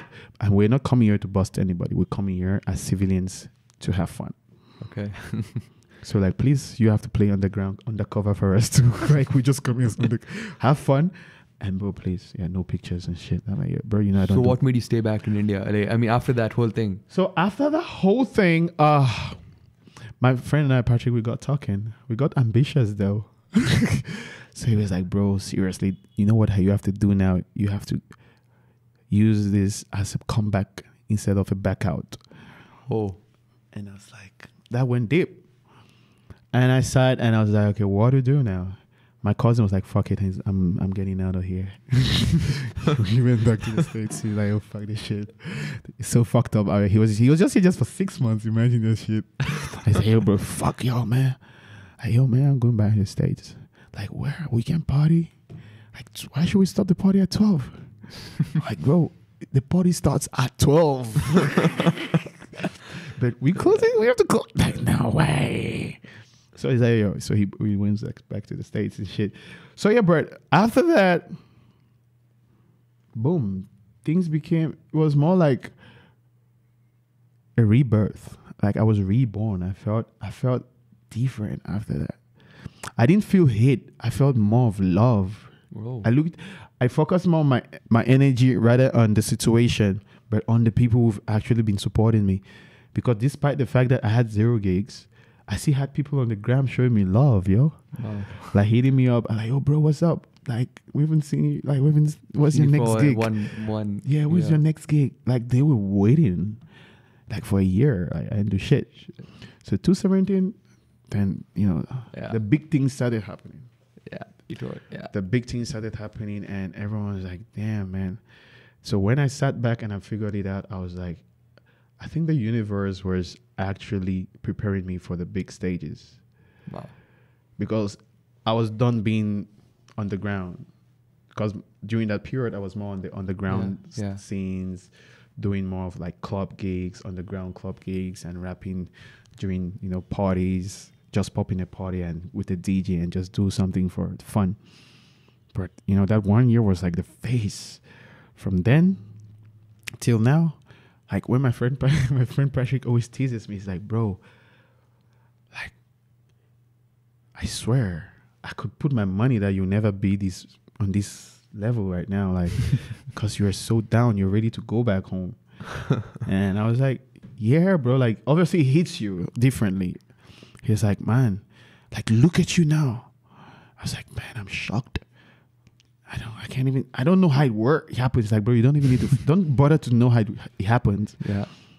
As long as it's happening and you're still going good, keep up. Wow. So yeah, so Patrick is my G. He's the only person, like, yo, I can give him my bank card to go withdraw money. Holy shit.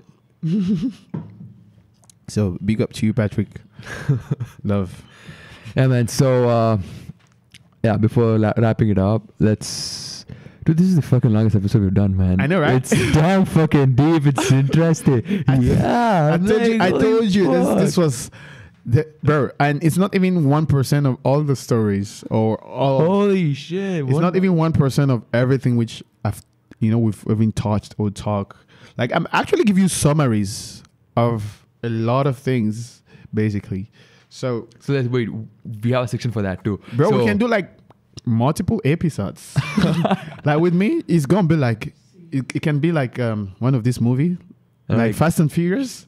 We might be in episode 9 soon. Yeah. So before closing it up, I just want to ask you: is there anything I want to share that I didn't ask you? Something that important that you wanted to share today, but I didn't ask you. which I want to share. On the way. There is a lot of new music on the way, definitely. And one thing, dear Bangalore artists, feel free to reach out to me, bro. I'm not as scary as you think I am, and I swear I'm the sweetest. I'm even sweeter than your girlfriend. Your girlfriend is mean, bro. Dude. Your He's damn girlfriend sweet. is mean. Trust me, bro. I'm so sweet. I'm gonna give you diabetes. So yeah, y'all feel free to reach out to me because that's basically like a lot of people think I'm hard to reach out to or I'm very difficult You're damn easy, to man. talk to. But if you're genuinely looking for a collab or you're genuinely looking to work with me on any kind of thing, pitch it to me, shoot me with it. Like I'm let me be the one to say yes or no. Don't just sit in your little corner and be like, oh shit, I think Ro would say no. He wouldn't Don't accept it. self-reject. Don't self-reject. Yeah. So that's basically it. And yeah, man, like, one more thing. I think as Bangalore artists, we need to, I think we're too divided. That's Yeah, something. Let's the- fucking unite, guys. Yeah, there's a lot of division as artists, and We're working on it. we guys are working we on seen it. each other more like competitors rather than collaborators. Yeah. I guess world changes a lot Yeah. better place filled with love when it's collaboration than competition. Bro, we're not competing, bro. Like, trust me, Yeah. what I have, you might not have. What you have, I don't have it. That's what we come together and we make it better. Better. Yeah. So come on, let's show love. Like, Bangalore got a lot of talent, bro. Like, when I go to other cities and I see all these other artists pulling up for one another, supporting one another, like, bro, I had a gig in Bombay. Divine was launching his Kohinoor album. He finished with his album launch and came for my gig. Holy fuck. Bro, he could go home and say, fuck this shit. I ain't doing, and why would I come? Bro, he finished, he didn't come alone. He came with a lot of other artists with him Holy shit. to support. Wow. Bro, I'm a Bangalore artist, and bro, I'm not as big as people will say, maybe but I have a a good connection with most rappers in Bombay and other cities, and most of them reach out to me. Then the artists in Bangalore, that's the crazy part. I have a lot of those other artists from other cities reaching out for me for collabs, and he can attest to that.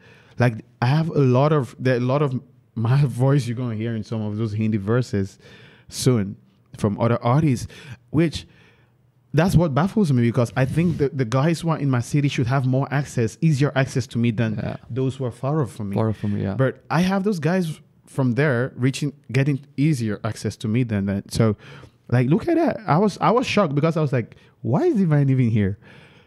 He just finished with his album launch show and he could go home and sleep. Yeah. Bro, he came down, he was jumping, like he was high. He was like, bro, shit, like, then Wow. that's pure love, bro. I haven't seen that in Bangalore. I'll be honest. Not even forget. Okay, let's put aside the fact that was Divine. Let's put it on the basis of underground artists in Bangalore. I don't see that even among them. Nobody's gonna leave. They'll be like, okay, this guy's performing to be like, hey, bro, sad is really fuck it. Let's go to this Bollywood party. Shit. That always happens, yeah. Bro, I've been in that circle where I've seen someone say, oh, fuck it, let's go to this other place instead. But that guy's their buddy. Like, he's Holy close shit. to them. It's a friend. It's not even a friend, a brother. It won't cost you anything. Just Go there. go there. And sometimes we need that moral support. Yeah. It's not even the fact that you're a big artist or you're a big name. It's the support. Like, I was on stage and I turned back and he was there in Bombay, the Bombay gig. When Divine and all these other boys. All chill together. I was like, again, one of Like, his I producer, was on. dealing with the Gully Gang producer, house producer. They were on the forefront, raging, going crazy, as if, that was the Karan Kanchan. He's the Gully Gang main producer. He was with him on the front. Divine and the other boys were on the stage already. There was MC Altaf, Later I came Kambahi. back to chill with all these parties, drink. and You know, like, we are At least he's there as a witness to attest to it. Yeah. He saw it, and I was telling him, like, bro, in Bangalore we don't have this kind of love. And in that show, there was no Bombay artists. Interesting. It was mostly South Indian artists. There was me. Then there's DJ Kanai, who's a big hip hop DJ in Hyderabad. Then there was Gurbaks is from Bangalore. So it was a lot of artists from the South. So look at it. Those guys had all the reasons not to even come. Yeah. They're like, yo, bro, these are not our boys. But just because it was on an artist to artist level, I come to your city. I just have to be hospitable. That's called hospitality. Yeah. I come and support your scene. I come and tell you, bro, like, big up, man. Like, so I think we need more of that. We're gonna do that for sure, because like what we're planning to do is we are giving a section in Impact Act that is once a week. We're gonna call an artist, an independent artist, a small artist, come here, perform, and be a part of the community of Impact Act. You know, like, bro, I think we need that. We need to spread more love. Like, there's too much of hate, and if we look at it, that's the reason why there are not a lot of Bangalore artists who are making it out. True.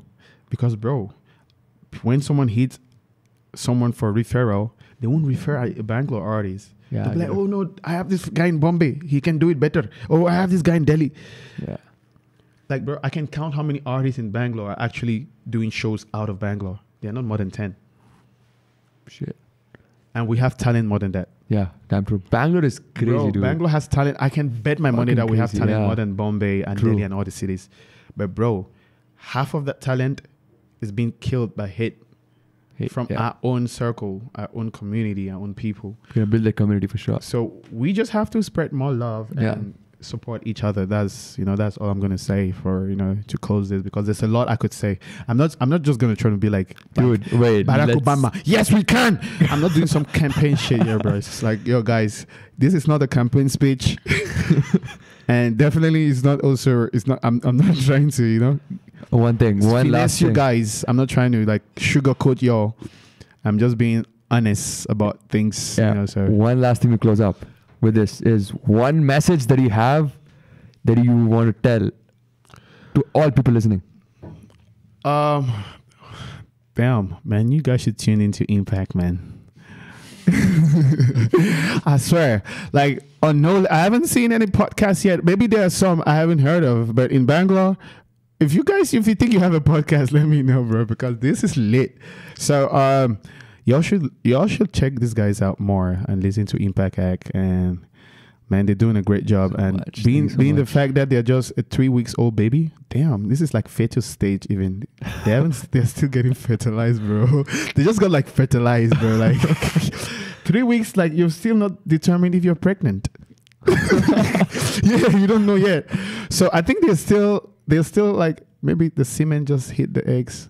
They're still trying to figure out, is it going to be a boy or a girl? Yeah. So yeah, they're still like baby stages, but so far they look like they've been in the game for like months. I appreciate, man. You guys had me down here. I appreciate, dude, coming down here. Thank you so much for coming. So anybody who's tuned in any way, please, man, don't sleep on these guys, man. Let's show them love, and let's put our city out there. Let's put it out there in the map. Bangalore for life. No cap. Let's go. And let's end up with that app. What do you think? Let's do it. Turn down the light. Turn down this bass. Turn down these voices inside my head. Ever with me. Tell me no lie. Just hold me close. Don't patronize. Don't patronize.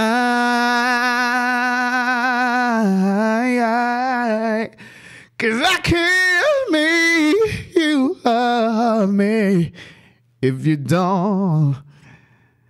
And you can't make your heart feel something it wants. And in this final hour, I will lay down my heart until we reach that hour. if you want. Yeah, you are. Talk is cheap when you got shit. Niggas see your ass and talk shit. You sell your G's for that pussy. You do anything for that pussy.